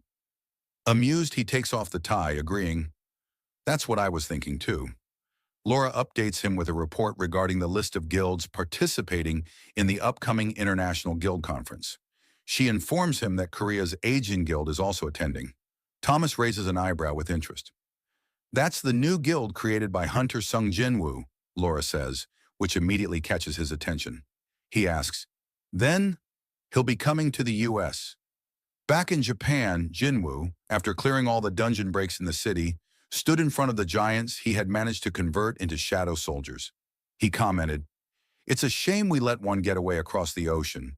But with this, our forces have grown." Everyone standing behind him was amazed by his power. Seeing their reaction, Jinho smirked, thinking it was no surprise they were shocked witnessing his abilities for the first time. He then noticed Hunter Hoshino approaching, telling him that someone was on the phone asking for him. After answering, Jinwoo was surprised to hear what the caller said. It was Yu Jinho, telling him he had to return to Korea. Jinwoo asked, "Is everything okay?" Jinho replied, "I'm not sure, but I've been told to come back. Some family matters have come up." As Jinho left, he thought, "I've never heard my mother's voice so shaky before," and wondered what could be wrong. Upon arriving at the airport in Korea, he was greeted by his father's assistant, who told him a car had been prepared. The assistant then said, "You must brace yourself in times like these. I'll explain everything on the way." When they arrived at the hospital, Jinho saw his father lying unconscious, fallen into an eternal sleep. Jinho tried to enter the room, but the assistant stopped him, saying, "You can't go near him. The presence of a hunter who can't control his magic power could worsen his condition." He handed Jinho a notebook, saying, "This is what your father was working on before he collapsed. I've been holding on to it in case he woke up looking for it, but it seems like you need it more now." As Jinho looked inside the notebook, tears began to form in his eyes.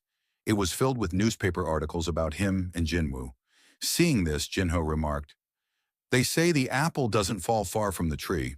He still has the same habit of scrapbooking every article he likes.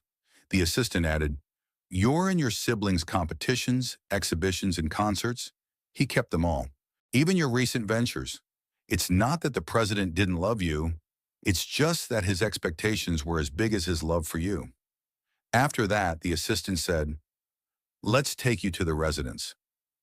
As they began to leave, Jinho sensed something and turned back, but there was no one there.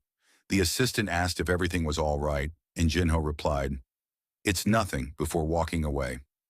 After they left, Jinwoo, who had been using his stealth ability to remain invisible, appeared standing in front of Jinho's father. "He's making me all emotional," Jinwoo said quietly, and opened a bottle of healing potion. Meanwhile, outside the hospital, Yu Jinhee, Jinho's sister, had just arrived to see her father. As she was walking, she noticed Jinwoo pass by her. Ignoring that, she continued on her way to see her father. To her shock, when she entered the room, her father was awake and looking at her. Overcome with emotion, she began to cry. After some time, doctors arrived and explained that her father had miraculously awakened from what they had called an eternal sleep. They said this had never been documented before. "I can't even imagine what the media will say about this," one of them commented. Outside the hospital, we see Jinwoo saying, "It's a little early, but happy birthday, Junho." After walking for a while, he decided to head back to Japan. However, when he checked the shadow exchange skill, he noticed there was still 1 hour and 54 minutes left on the cooldown. Thinking about what to do for the next 2 hours, the thought of Hunter Cha Hae-in crossed his mind. He quickly brushed that thought aside and considered finding a dungeon to raid instead. Meanwhile, in the United States, Christopher Reed, one of the national-level hunters, was asleep in his room. Suddenly, he sensed something and woke up. As he walked down the hallway, he noted how eerily silent everything was. He picked up a glass of wine and threw it to the ground. When the glass shattered but made no sound, he realized something unnatural was going on. Alarmed, he muttered, "The glass broke." "But there's no sound," he then asked. "Who's doing this?" He recalled Lady Selner's warning in the business card from Michael Connor, which had Chairman Go Gun-hee's contact information. Michael had told him to reach out if anything ever felt off. Christopher began to wonder if Michael had predicted this situation. Looking ahead, he suddenly saw a mysterious man standing in front of him, with several figures lurking behind him. He asked, "Who are you?" The man replied cryptically, saying, "You will not be able to save anything if you keep accommodating these human beings," and referred to Christopher as a fragment of brilliant light. Realizing the intruders were speaking in the language of monsters, Christopher demanded to know what they were talking about. The man pointed upwards and said, "I'm not talking to you. I'm talking to the one above, the being connected to you." Infuriated, Christopher asked if they thought he was a joke. He began to activate his power, transforming as he said, "At least one of you is going to die by my hands." The enemies noticed his transformation and identified it as spiritualization, amazed that a mere human could use such an ability. Fully transformed, Christopher charged at the enemies, beginning a fierce battle. Back in Japan, Jinwoo was in a car headed to the airport. Crowds had gathered to see him off, grateful that he had saved their country from utter destruction at the hands of the giants. Jinwoo noted how so many people had come to get a glimpse of the hunter who had rescued them. Though not precisely counted, it was estimated that over 100,000 people were present to honor him. Later, the plane took off and the focus moved inside. Jinwoo sat quietly and mused. What's the probability that a familiar face would end up sitting next to you on a plane? Purely by chance? To his surprise, the person seated beside him was none other than Agent Adam White. Jinwoo asked if he was supposed to believe this was just a coincidence. Adam White replied that it would be nice if Jinwoo thought so, but that would be difficult to believe. He added, "We've only met once, but I see you still remember me. It's an honor to see you again." Jinwoo thought it was Baru who spoke to him from the shadows, reminding him, "His name is Adam. You can't get the name wrong this time." Jinwoo asked, "Weren't negotiations halted?" Adam responded, "I know it's rude to come see you like this without going through proper channels, but I have something to tell you." Hearing that, Jinwoo asked if the United States was unable to block the S-rank gate.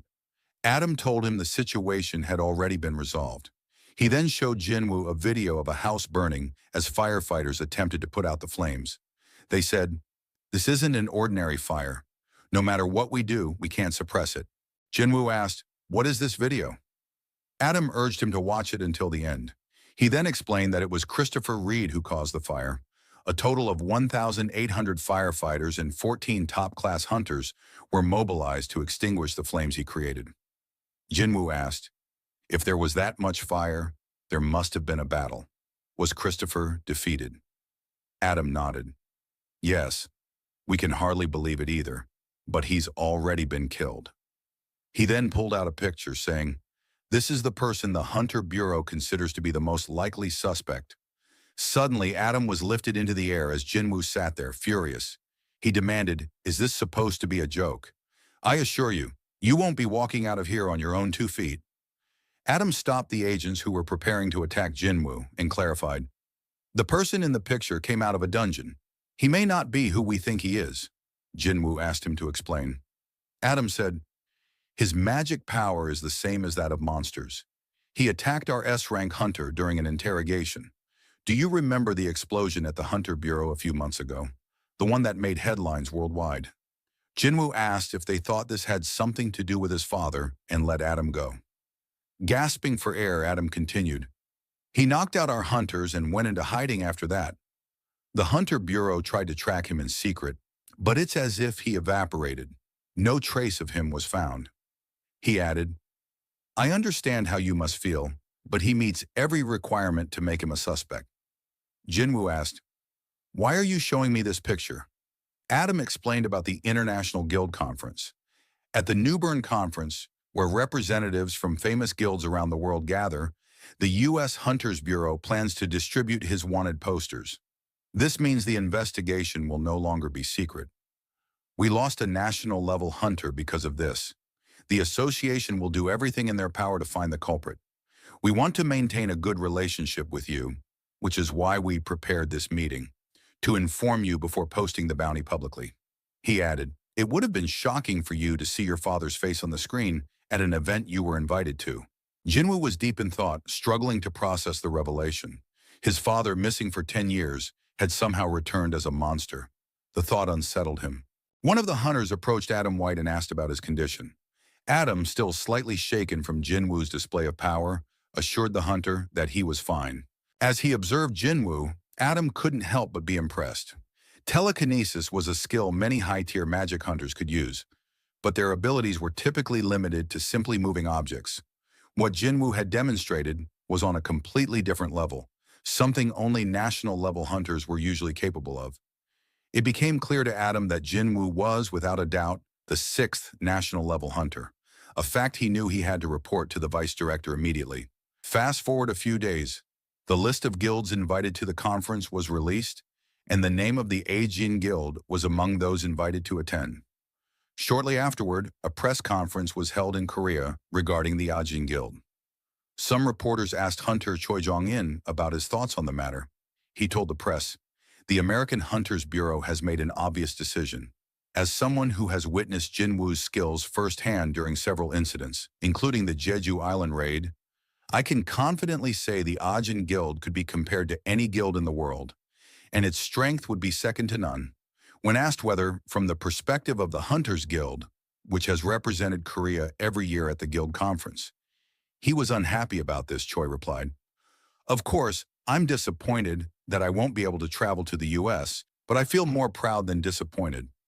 A hunter has appeared in Korea whom I can place my faith in without hesitation during times of hopelessness against monsters." He added, "My guild members and I were actually saved by Hunter Sung Jinwoo in the past, so I am genuinely proud that he was selected to represent Korea." While walking toward his car, Choi was stopped by a guild member who informed him that they had successfully reserved the gate in Suseodong that spawned that morning. "It's an A-rank gate, but the readings aren't particularly high," the member said. Choi asked, "Did the Ajin Guild request a reservation this time?" The man replied, "No, they've been a little too quiet lately." Meanwhile, at the Korean Hunters Association, Woo Jin-chul was reporting to Chairman Go Gun-hee about China requesting information about Jinwoo. The chairman asked, "Are they asking for personal information?" Woo replied, "No, only official and public data, his raid records and relevant news articles." Chairman Go wondered why China was suddenly interested in Jinwoo, especially since he had already made it clear that he wasn't interested in being scouted by another country. Wu clarified that it wasn't the Chinese government that made the request. It was Liu Zhigang, China's strongest hunter. Chairman Go noted that China doesn't follow the international ranking system. While five-star hunters are considered the highest rank, Liu Zhigang is the only individual known as a seven-star hunter, an exception to their classification system. Wu explained that Liu had previously fought off a giant that crossed the ocean to China and is now interested in Jinwoo, who single-handedly wiped out all the giants during the recent crisis. Chairman Go instructed Wu to deny the request. If a problem arises, just send him some superficial information. Back in the U.S., Laura notified Thomas Andre that Jinwoo would be arriving the next day. Just then, a man entered the room, Hunter Huang Dong-soo. Thomas said, I have something urgent to tell you. I'll get straight to the point. Do not touch Sung Jinwoo when he arrives in the U.S. Huang, sweating as Thomas approached, tried to protest, but was stunned by Thomas's overwhelming mana. I don't remember giving you permission to speak, Thomas said. Just shut up and listen, Laura thought to herself. There aren't many people who can give such a warning to someone like Huang, just as expected from Thomas. Despite the warning, Huang's obsession with his prey was nearly on par with Thomas's authority. Thomas warned, under any circumstances, do not touch Hunter Sung Jinwoo. Go and take a vacation at the guild resort while the conference is going on. As Huang left, Laura asked Thomas if letting him go was a good idea. He replied, there's no way he's given up yet. Keep a close eye on him until Jinwoo leaves the U.S. Laura asked, do you think he'll listen? Thomas responded, I'm sure he'd rather be uncomfortable than dead. Fast forward to the U.S., where all the major guilds have gathered for the International Guild Conference. Two men walk toward the building, surrounded by the press. It's Leonard Nierman, representative of Germany's Richter Guild, alongside the guild's vice master. Leonard asks about all the reporters and why so many have gathered this year. The vice master informs him that the Korean hunter everyone's been talking about is supposedly arriving today, so all these reporters are here for him. As they look to the side, they see Sung Jinwoo, accompanied by Yu Jinho and Chief Woo Jinchul. Leonard wonders if they should introduce themselves. There's nothing to lose by getting acquainted with a strong hunter. But as Leonard approaches, his expression changes. He's left stunned. The vice master asks if everything is okay. Leonard responds, can't you see what I'm seeing? He realizes that Jinwoo doesn't summon creatures from another dimension. They're with him, constantly surrounding him. With those numbers, he mutters, I'd believe it if someone said he came to wage war against the U.S. Jinwoo notices Leonard staring and tells Jinho, there's some foreigner who's been staring at me for a while. Jinho replies, with all the airtime you've gotten on the news, I'm sure you have quite a few fans. He probably just wants an autograph. Jinho then teases Woo Jinchul, asking why he's accompanying them. Looking depressed, Woo replies that he was assigned the task of protecting Hunter Jinwoo. Jinho moves closer, teasing, what was that? Woo stammers, protecting Hunter Jinwoo. As they joke, Jinwoo notices someone approaching to greet them. It's Adam White, who says, we've been waiting for you. Jinwoo asks, aren't you supposed to be in Asia since you're in charge of the Bureau's branch there? Adam responds, that's true, but now I'm also in charge of matters regarding you, Hunter Jinwoo. Adam instructs that all the remaining members from Korea will be escorted to their rooms. Only Jinwoo will follow him. Jinwoo tells Jinho to go to the hotel with Chief Woo. After they leave, Adam asks Jinwoo to follow him. Jinwoo, now serious, asks, is this about my father? Adam, sweating, replies, it's nothing that will harm you. The U.S. Hunters Bureau regards you very highly. As they leave, Jinwoo asks, can't you tell me what this is about? Adam says, some matters are classified as top secret. In the car, Jinwoo asks where they're going. Adam answers, to the Hunters Bureau headquarters. He explains that they're under heavy pressure after the death of Christopher Reed, a national-level hunter and one of the pillars of America's combat power. Though the public remains unaware, the Bureau is desperate to fill the gap his death left behind. Soon, Adam says, we'll invest all our resources into finding someone who can replace him. Jinwoo asks, am I one of the candidates? Adam nods. He then shows Jinwoo photos of the skeleton of the dragon Kamish and a rune stone found within the beast after its defeat. Adam explains that the value of a rune stone is proportional to the power of the monster it came from. He recounts the horror of the raid involving Kamish, humanity's greatest calamity, a nightmare that people have tried to forget.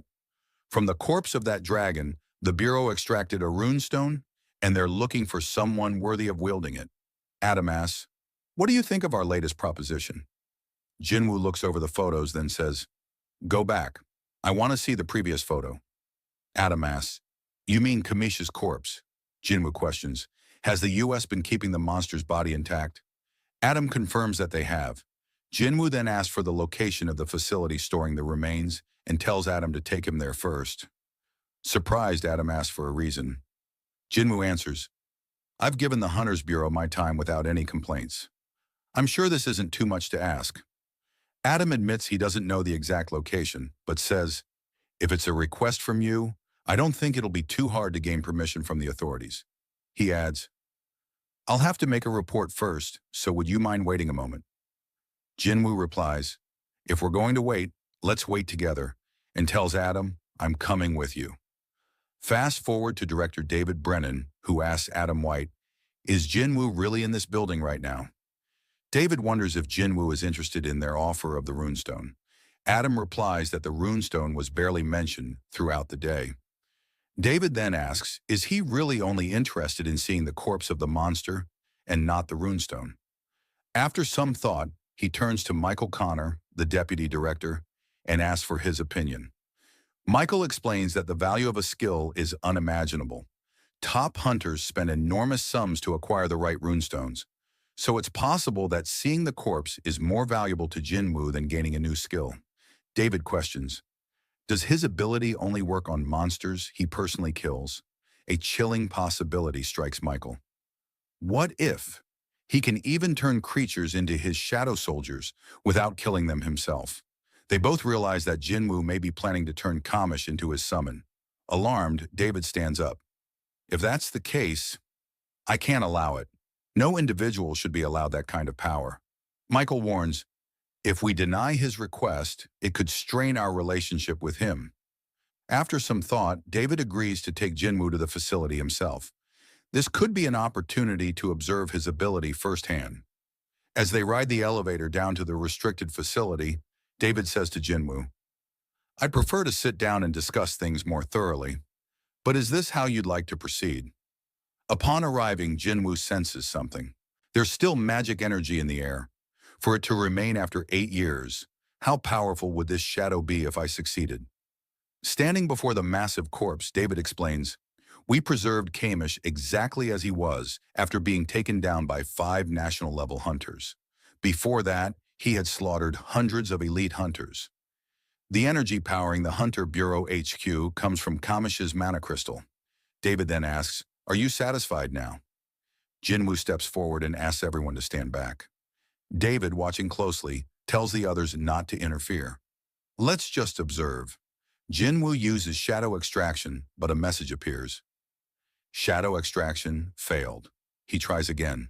This time, black mist floods the room as the bones of the dragon begin to tremble. A spectral form begins to rise. A massive shadow, Degray, the beast, emerges from Kamish's remains, and the room starts to collapse under the released energy. The being speaks. Are you the one who summoned me? King of the dead, Shadow Monarch. Panic sets in among the Bureau staff as they witness Kamish seemingly resurrected. The dragon turns feral. Humans. I will kill them all. It begins to shatter the reinforced glass of its containment. David, watching in shock, notes, that's reinforced glass infused with top-rank mana, and it's breaking like nothing. Kamish escapes the cage and charges up his breath attack. David yells, it's Kamish's breath! There's nowhere we can run. Before the dragon can unleash destruction, Jinwoo calmly orders it to stop. The mana crystal embedded in your head is long gone. You no longer have to follow the ruler's commands. Everyone is stunned as they realize Jinwoo is speaking the language of monsters. Kamish pauses, then responds. So this is what it feels like, to become the subject of the Shadow Monarch. He steps forward and bows, declaring, as a humble servant who once served the King of Dragons. I greet you, my new king. Jinwoo asks, did you really serve the King of Dragons? Kamish replies, yes, I served the King of Mad Dragons, the Monarch of Destruction. Seeing the creature, Jinwoo thinks to himself, such overwhelming rage. To think that a shadow soldier could possess such a strong, independent ego. It surpasses that of any monster I've encountered so far. There's no doubt, he was an incredible being. Meanwhile, the people behind them are stunned to see Kamish wagging its tail like a loyal pet before Jinwoo. Jinwoo continues thinking, there's the King of the Dead, the Shadow Monarch, the King of Giants, the Monarch of the Beginning. Kamish must have been another of the 9 monarchs that the system showed me. As he's deep in thought, he suddenly notices Kamish beginning to disintegrate. Kamish tells him, "It seems our meeting came too late. Too much time has passed since I was killed." Panicked, Jinwoo tries to call upon the system to stop the process, but it's no use. In his final moments, Kamish says, "I envy your soldiers, who get to serve you for eternity." He then offers a final warning. "Humans have borrowed the strength of the rulers. Be wary of them, my lord." Kamish's massive skeleton then collapses to the ground, followed by a system notification: shadow extraction has failed. Jinwoo turns to Adam White and says, "Please inform Director Brennan that I'm truly sorry. I'll cover all the damage expenses." As he walks away, the agents are startled by a loud crash. Jinwoo, frustrated, had smashed the metal door with a single punch. Later, we see Woo Jin-chul asking Jinwoo where he's been, saying he couldn't reach him. Jinwoo replies, "I was somewhere no calls could get through temporarily." Woo then asks if he met up with Jinho, and Jinwoo looks confused. Woo explains, "He left as soon as he got your message, asking to meet you at the Hunter Bureau headquarters." Jinwoo replies, "I never sent him a message. I just came from there." He then asks Adam White if he knows anything about this. Adam responds, "His name isn't on the visitor log at the Hunter Bureau." Shocked, Woo says, "That can't be. A hunter from the Scavenger Guild personally came to pick him up 2 hours ago." Adam, concerned, says, "The Scavenger Guild does have a close relationship with us, but they don't have the authority to act on our behalf. I'll call them directly." Jinwoo thinks to himself, "Why do I have such a bad feeling about this?" Laura, a staff member from the Scavenger Guild, answers the call. When Adam asks about the person who picked up the Vice Guild Master of the Jinwoo Guild, Laura realizes something's wrong. She then asks, "Is Hunter Sung Jinwoo aware of the situation?" White tells her he doesn't know yet, but his companion inquired about Jinho while he was at the Hunter Bureau. She replies, "We shall get to the bottom of this as quickly as possible." After the call, White tells Jinwoo that the Scavenger Guild said they're looking into it and will be in touch soon. But as he looks back, Sung Jinwoo is nowhere to be seen. We then see Jinwoo moving through the city, searching for Yu Jinho, thinking, "I was careless. I didn't place a shadow on Jinho after using Shadow Exchange to save Chairman Yu Myung-han at the hospital." Remembering the incident with his sister, he worries, what if something similar happens again? He stops to summon all his shadows and instructs them to find Jinho. The shadows begin spreading out across the city in search. Meanwhile, several men are seen lying unconscious, beaten up by someone. It's Thomas Andre, interrogating them to find Huang Dongsu's location. He tells his men, he's really done it now, and orders them to find Huang before Jinwoo does. At an abandoned building, Huang Dongsu stands over a badly beaten Yu Jinho, who is bleeding from his mouth. Back in the city, Jinwoo stands atop a building, using his shadows to eavesdrop on conversations and search for Jinho's location. He wonders if they've left the city, thinking, Jinho is a combat-type D-rank hunter.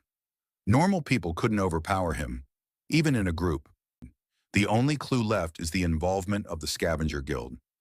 Jinwoo suspects Huang Dongsu, the younger brother of Huang Dongsuk, who must have been waiting for them to enter America to uncover the truth about his brother's death. Since only Jinwoo and Jinho survived that dungeon, Huang likely assumes they were responsible. With rage in his eyes, Jinwoo says, "If anything happens to Jinho." Back at the Scavenger Guild headquarters, someone informs Thomas Andre they've been unable to track down Huang. Thomas wonders if Huang truly isn't afraid of death, noting that Huang is an S-rank hunter and should know the vast difference in power between himself and Jinwoo. The fact that Huang still did something so reckless likely means he expects Thomas to protect him. Thomas calls Laura, thinking, maybe I've been too lenient with my hunters. He asks how things are on her end. She tells him, with help from the Hunter Bureau, they've analyzed Huang's movement patterns over the past month. There were 3 instances where he strayed from his usual activity zones. Thomas instructs her to dispatch all available members to those locations, saying he'll join them personally. He asks, "How did you get the Hunter Bureau to cooperate?" Laura replies, "I told them that if we don't find him soon, you and Sung Jinwoo may clash. Meanwhile, the agents of the Hunter Bureau are panicking after discovering that all the members of the Scavenger Guild are on the move. Agent White informs Director David Brennan that the Guild has canceled all scheduled raids and mobilized all of its hunters. David thinks if the entire Scavenger Guild is on the move, then Thomas Andre must be behind this. This might be bigger than we think. The scene shifts to an abandoned factory where Huang Dongsu, along with several men, is interrogating Yu Jin-ho. One of them asks Huang if he's sure this is okay. Huang replies, "I'm not planning on doing anything to him. There's just one thing I want to know." He explains that Thomas Andre warned him not to touch Sung Jin-woo, but he never intended to go after Jin-woo directly. "There was one more person who could give me answers," he says. "There's just one thing I want to hear. That hunter Sung Jin-woo killed my brother." He punches Jin-ho, demanding he wake up. Another man comments, "He's pretty durable. I guess he's a tank after all. Any normal human would be dead by now." Huang slams Jin-ho's head into the wall.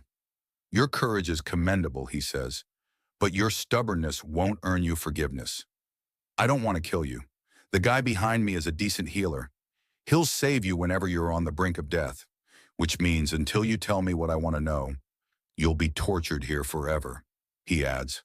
"This factory's been abandoned for over 5 years. No one's coming to save you, no matter how much you scream."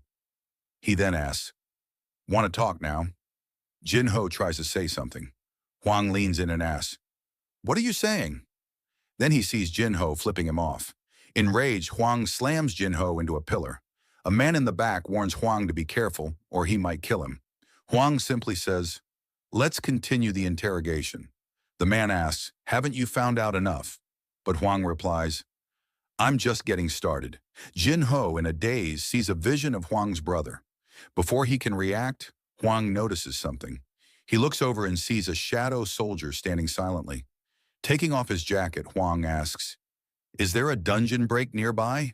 Where did that orc come from?" He charges toward the figure, muttering, "I don't have time to mess around." Meanwhile, back in Korea, Jin-woo's mother and sister are watching television. His mother wonders aloud if Jin-woo is okay. From the back of the room, Baru hears her and thinks, "If there's anything my liege couldn't withstand, then no one on earth would be safe." They continue watching as the news shows that Sung Jin-woo has arrived in the U.S. Suddenly, Baru feels a disturbance. He thinks, "This feeling, I've felt it once before." The king is enraged. Back in the U.S., we see cars speeding through the streets. It's the Scavenger Guild.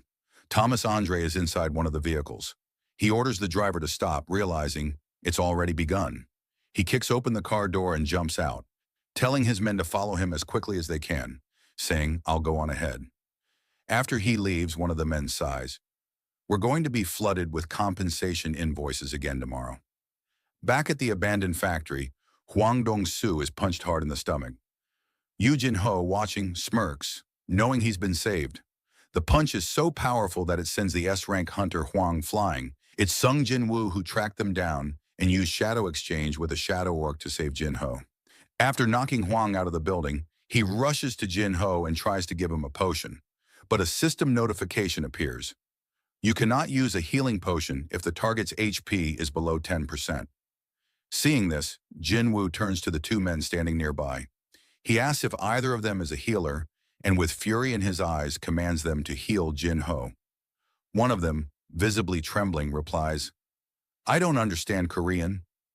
By then, Huang has recovered and re-enters the building. He clarifies to the man, "He's asking you to heal the guy." Huang then asks Jin-woo, "Is this the first time we've met in person, Hunter Sung Jin-woo?" Ignoring him, Jin-woo glares at the man and says, "I'll say it one last time, heal him." The man nervously replies, "You should probably convince my boss first." Before he can finish, Jin-woo grabs him by the face and slams him into a steel pillar. Then he turns to the second man and asks if he's a healer. Terrified, the man protests, "You didn't say this job involved Hunter Sung Jin-woo." Jin-woo repeats, "Can you use healing magic?" The man says no, and Jin-woo slams him into the floor. Seeing this overwhelming power, Huang approaches and says, "As I thought, you're the one who killed my brother. Jin Ho weakly warns Jin Woo to be careful. Jin Woo tells him not to speak in his condition. Huang demands an answer. Did you kill my brother and his teammates? Jin Woo coldly replies, go ask your brother yourself. In rage, Huang throws a punch, but Jin Woo is too fast. He dodges and counters, sending Huang flying outside the building. Before Huang can get up, he finds Jin Woo already sitting beside him. Huang tries to attack again, but is pinned down. Jin Woo then begins repeatedly smashing Huang's head into the ground. In that moment, Thomas Andre arrives, shouting, stop! Thomas tells Huang, I warned you again and again not to touch him, and then turns to Jin Woo. Is he still alive? Jin Woo replies coldly, I'm not done with him yet. Thomas says, if you understand this much, communication will be easier. Let him go, and I'll let what happened here slide. Jin Woo turns to him and asks, what if I refuse? Thomas, clearly angered, says, then it won't be a request anymore. Jin Woo responds by hurling Huang into the air. As he's flying, Huang thinks, Thomas, now you have no choice. You must step in. Kill him for me. Jin Woo stands before Thomas. Thomas says, maybe you don't know who I am. Jin Woo replies, it doesn't matter who you are. Thomas thinks to himself, he knows who I am, and yet he's doing this. We then see Thomas's backstory. He grew up in a poor immigrant family and faced many hardships. The one thing that set him apart was his extraordinary talent for violence. It earned him the title of the strongest. Through endless battles, he gained power, influence, wealth, and crushed those who opposed him. He believed violence was true justice. He became someone who ruled over others like a king. Back in the present, members of the Scavenger Guild arrive at the scene. As they move in, a huge explosion erupts. Something barrels past them, destroying everything in its path. As the dust settles, they realize it's Thomas, thrown back by Jin Woo. Shocked, they ask if he's okay. Thomas, furious, signals them to stand back and begins walking toward Jin Woo. His men start panicking and follow. Meanwhile, Jin Woo instructs one of his shadow soldiers to take Jin Ho to the nearest hospital and use whatever it takes to ensure he's treated.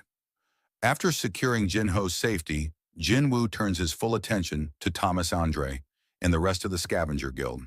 He summons his army of shadow soldiers, ready to take on the entire guild. Seeing this, Thomas Andre got excited, saying, this is great.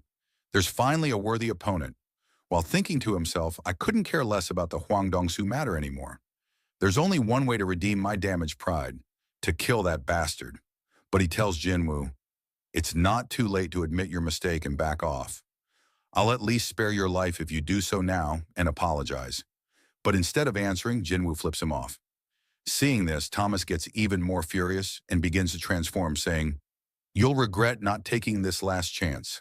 As both sides prepare to fight, Jin Woo signals his shadow soldiers to advance, and they all begin charging toward the hunters. Seeing this, Thomas also commands his men, they're coming, and all of them rush to engage the shadows. The tanks take a defensive stance, using their skills to create a strong, magical wall, trying to hold back the assault. But their defense isn't enough. The soldiers break through. The moment they do, dozens of shadow soldiers are blown away, taken out single-handedly by Thomas Andre. As he looks up, he sees Tusk using his Hymn of Protection to block his advance.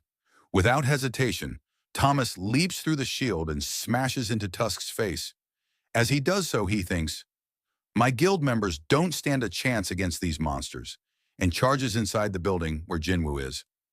Looking around, he sees that most of his members have already been defeated by the Shadow Army. Off to the side, he spots Jin Woo, also fighting the hunters. Thomas leaps toward him, but before he can reach Jin Woo, Iron blocks his path. Thomas punches Iron and yells at him to move. The force is immense, and Iron is taken down in a single blow. But when he looks again, Jin Woo has vanished. He wonders where he went, only to find him suddenly beside him. Before Thomas can react, Jin Woo strikes with his dagger, but is shocked to see it has no effect. Thomas retaliates with a powerful punch, sending Jin Woo flying, saying, you look down on a national-level hunter. As Jin Woo is still mid-air, Thomas uses psychokinesis to pull him back and declares, feel the difference in our strength and despair.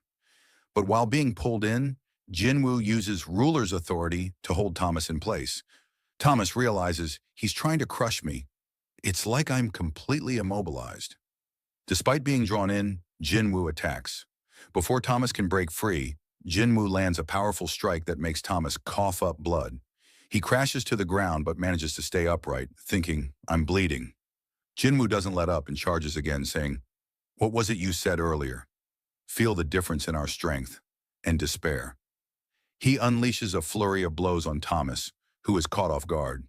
Finally, Thomas snaps, I'll stop underestimating you, and activates his skill, reinforcement, beginning to transform. Meanwhile, the Hunter Bureau agents are en route to the site.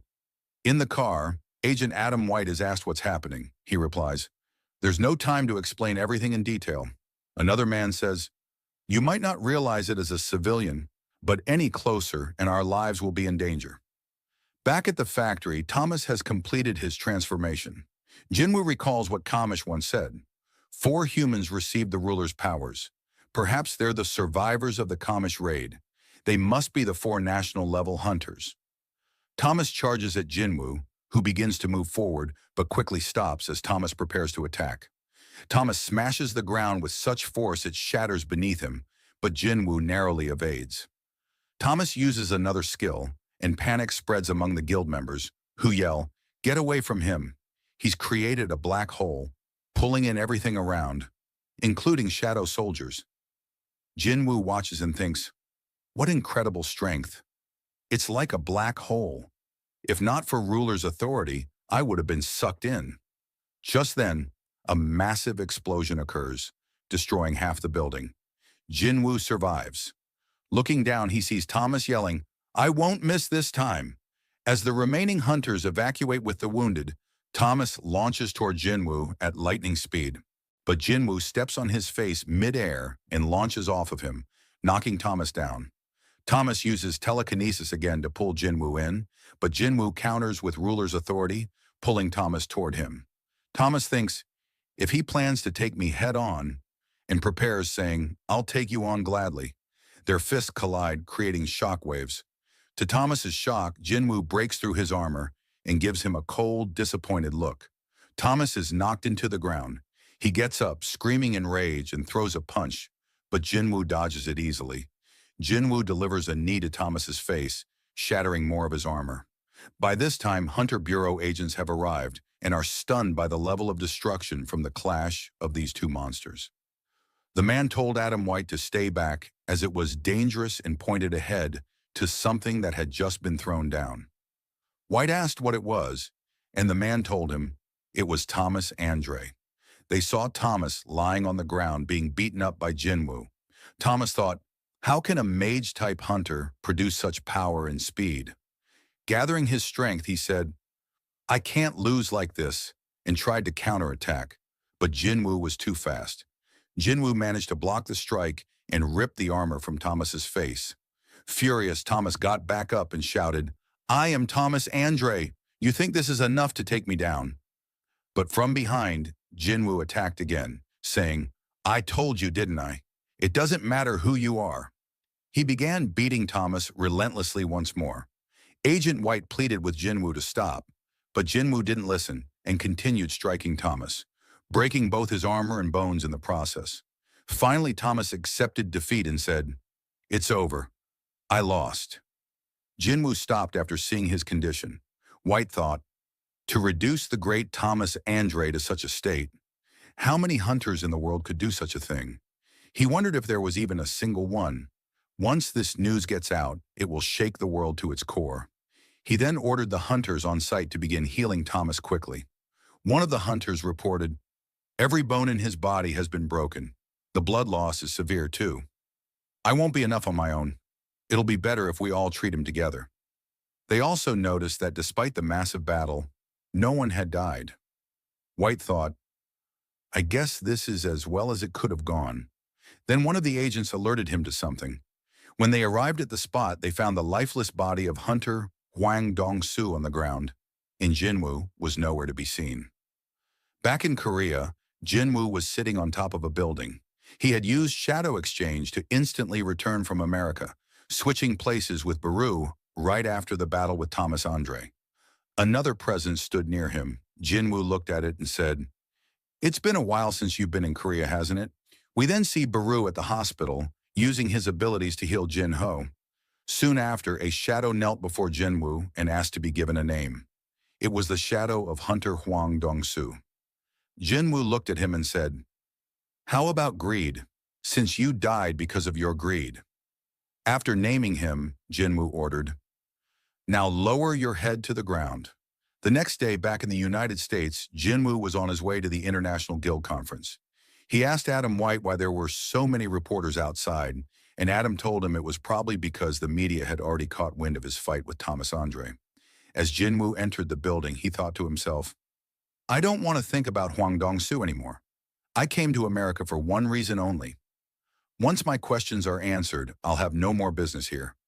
Jinwoo then entered the room where all the major guilds of the world were gathered. As he walked through the crowd, everyone turned their attention toward him. People whispered about how he had defeated Thomas Andre, nearly killing him, and they also discussed his crucial role during the Tokyo Gate crisis. After a short while, the presentation began. A scientist stepped up to the stage and introduced himself as Dr. Belzer. He began by stating, "I'm sure you are all aware of the increasing number of gates appearing around the world. However, not many of you may know that there has also been unusual activity detected above the skies." He explained that magical energy in the atmosphere was becoming more concentrated. He then introduced a new term to describe it, the Magisphere. Displaying a map on the screen behind him, Dr. Belzer explained that this Magisphere was currently forming above several countries. Specifically, they had detected this phenomenon in 9 locations worldwide. Of all these places, the concentration of magical energy was highest above Seoul, South Korea. Upon hearing this, the crowd turned their attention toward Jinwoo, suspecting he might be behind the phenomenon. Dr. Belzer quickly reassured them, saying there was no reason to look at Jinwoo as if he were controlling the Magisphere. If he had that level of power, he'd already be beyond the realm of hunters. Meanwhile, Jinwoo silently wondered if the 9 locations might be related to the number of rulers and monarchs. The doctor concludes his report, stating, "We do not yet know the cause, and there's nothing we can currently do to deal with it. However," he adds, "just because we can't handle it now doesn't mean we shouldn't prepare. The world might be facing another great upheaval." Following the presentation, director David Brennan steps onto the stage and asks the doctor if the presentation is over. The doctor nods and David says, "I'll take it from here." He addresses the hunters gathered and begins solemnly, "It is with a heavy heart that I bring this news." He reveals that Hunter Christopher Reed, one of the world's top national-level hunters, was assassinated 2 weeks ago by an unknown group. Shock spreads through the room. How could someone as strong as Christopher be killed? Who could possibly overpower him? Some hunters murmur about whether it was the man who fought Thomas Andre the day before. Sung Jinwoo remains expressionless amid the speculation. Director David then reveals that the Hunter Bureau has identified a possible suspect, codenamed Suspect S. A photo of the suspect appears on the screen. It's Jinwoo's father, Sung Il-hwan. Confusion and murmuring ripple through the room. One hunter makes an ignorant comment, saying, "All Asians look the same," but others clearly recognize the resemblance to Jinwoo. Jinwoo's mana flares slightly as he stares at the image, furious and conflicted. Dungeons are the territory of the rulers, he thinks. Why did they send a monster that looks like my father? Does this relate to what Kamish said? Director David elaborates. The man was found inside a gate in the U.S. He could speak fluent Korean, so they called in S-rank hunter Hwang Dong-soo, a Korean American, to interrogate him. However, during the questioning, the man turned violent, defeated Hwang, and reduced the Bureau's headquarters to ashes. The Bureau concluded that the man, a humanoid monster, might also be responsible for the assassination of Christopher Reed.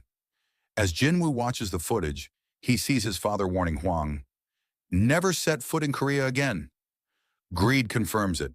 The man in the video is indeed Sung Il-hwan. Director David finishes by stating that the Hunter Bureau will request cooperation from guilds worldwide to capture Suspect S and urges anyone who sees him to report it to the authorities immediately. Someone in the crowd asks if there's any proof that Suspect S is not human. David responds that the suspect's mana emission matches that of a magical beast. Another person asks whether the man claimed to be a human who went missing in a dungeon, and if that person actually existed. The director confirms that the suspect did make such a claim and that the hunter in question was real.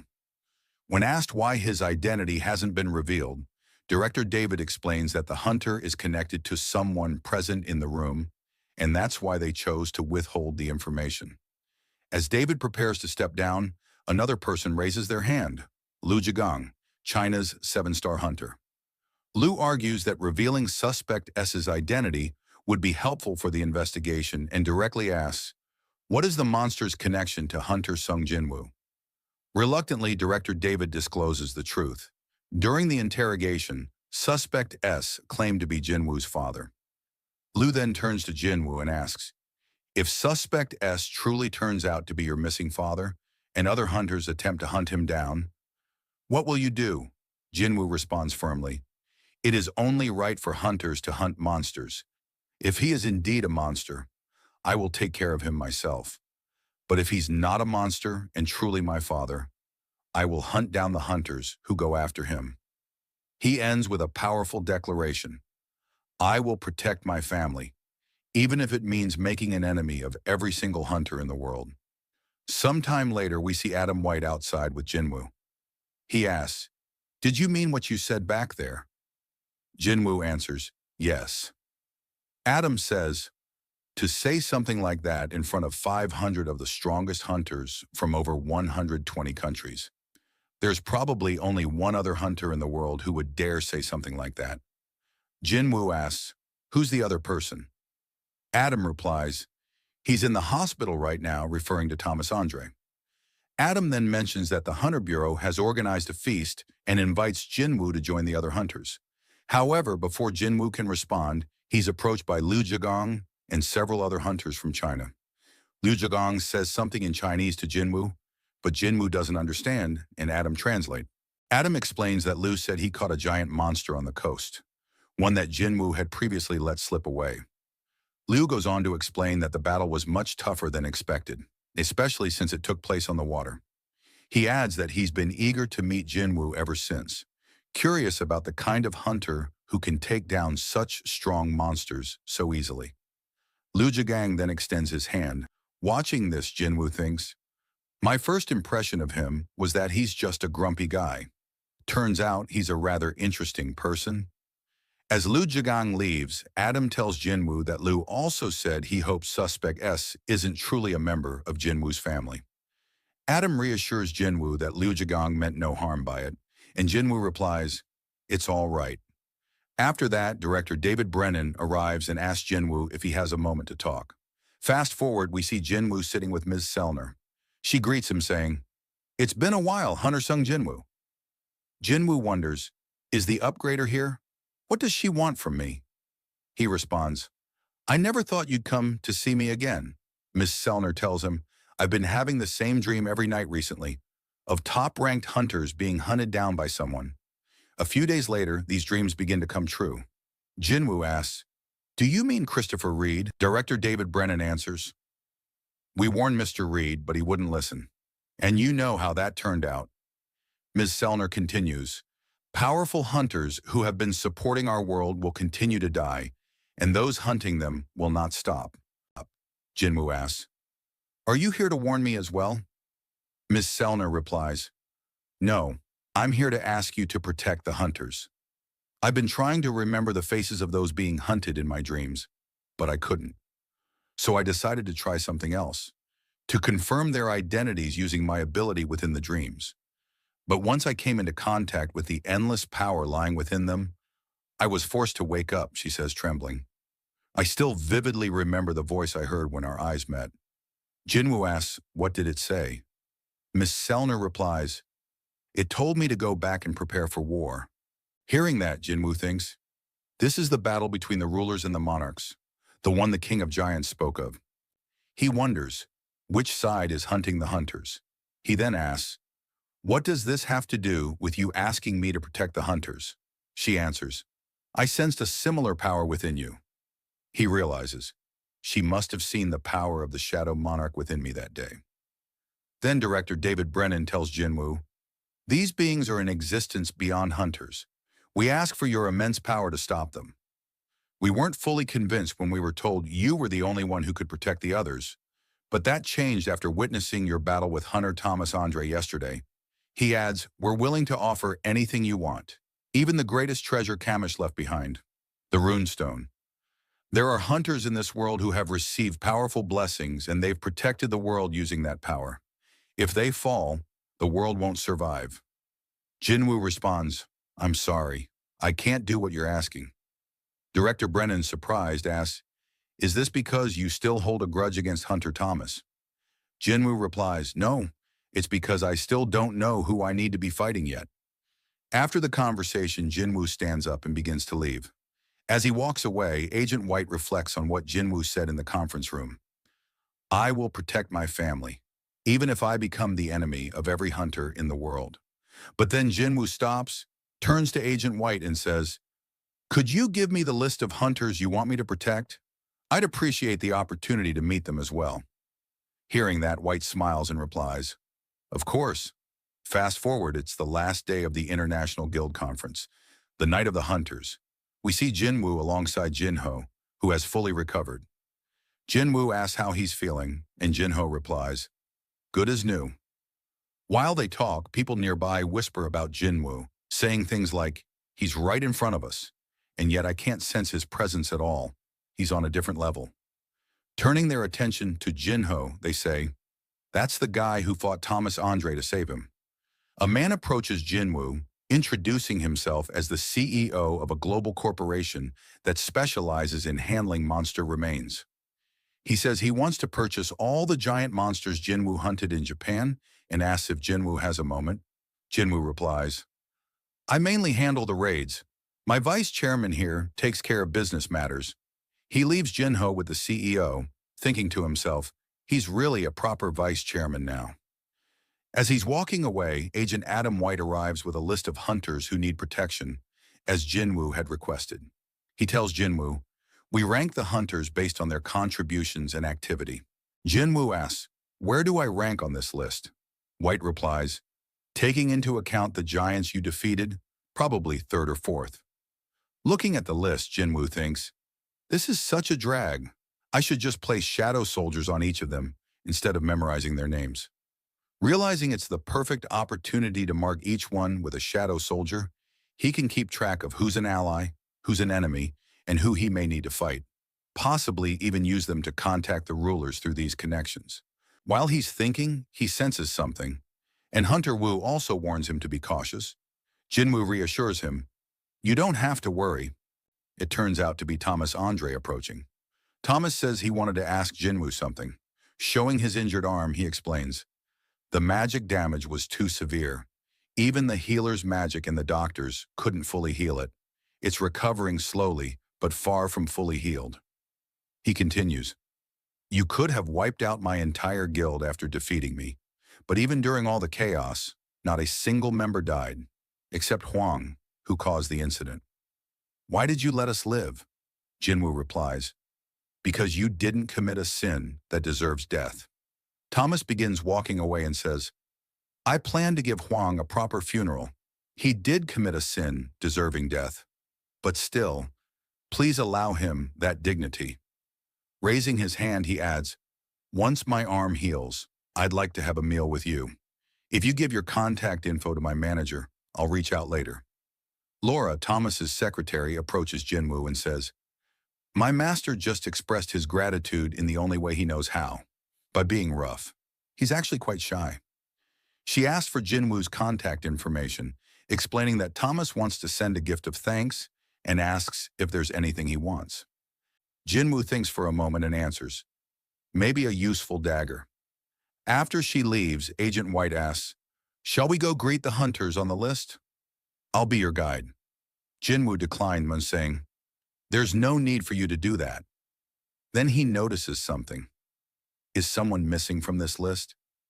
I don't see the rank 6 hunter, White responds. We lost contact with him a few days before the conference. The secret agency and the Brazilian government still haven't found his whereabouts. Hearing that, Jinwoo wonders if the hunter has already been taken by the enemy. He thinks, that leaves 7 people on the list. The episode ends here. Thank you so much for watching. I really appreciate it. If you haven't subscribed yet, please consider subscribing. Thanks again for your support, and I'll see you next time.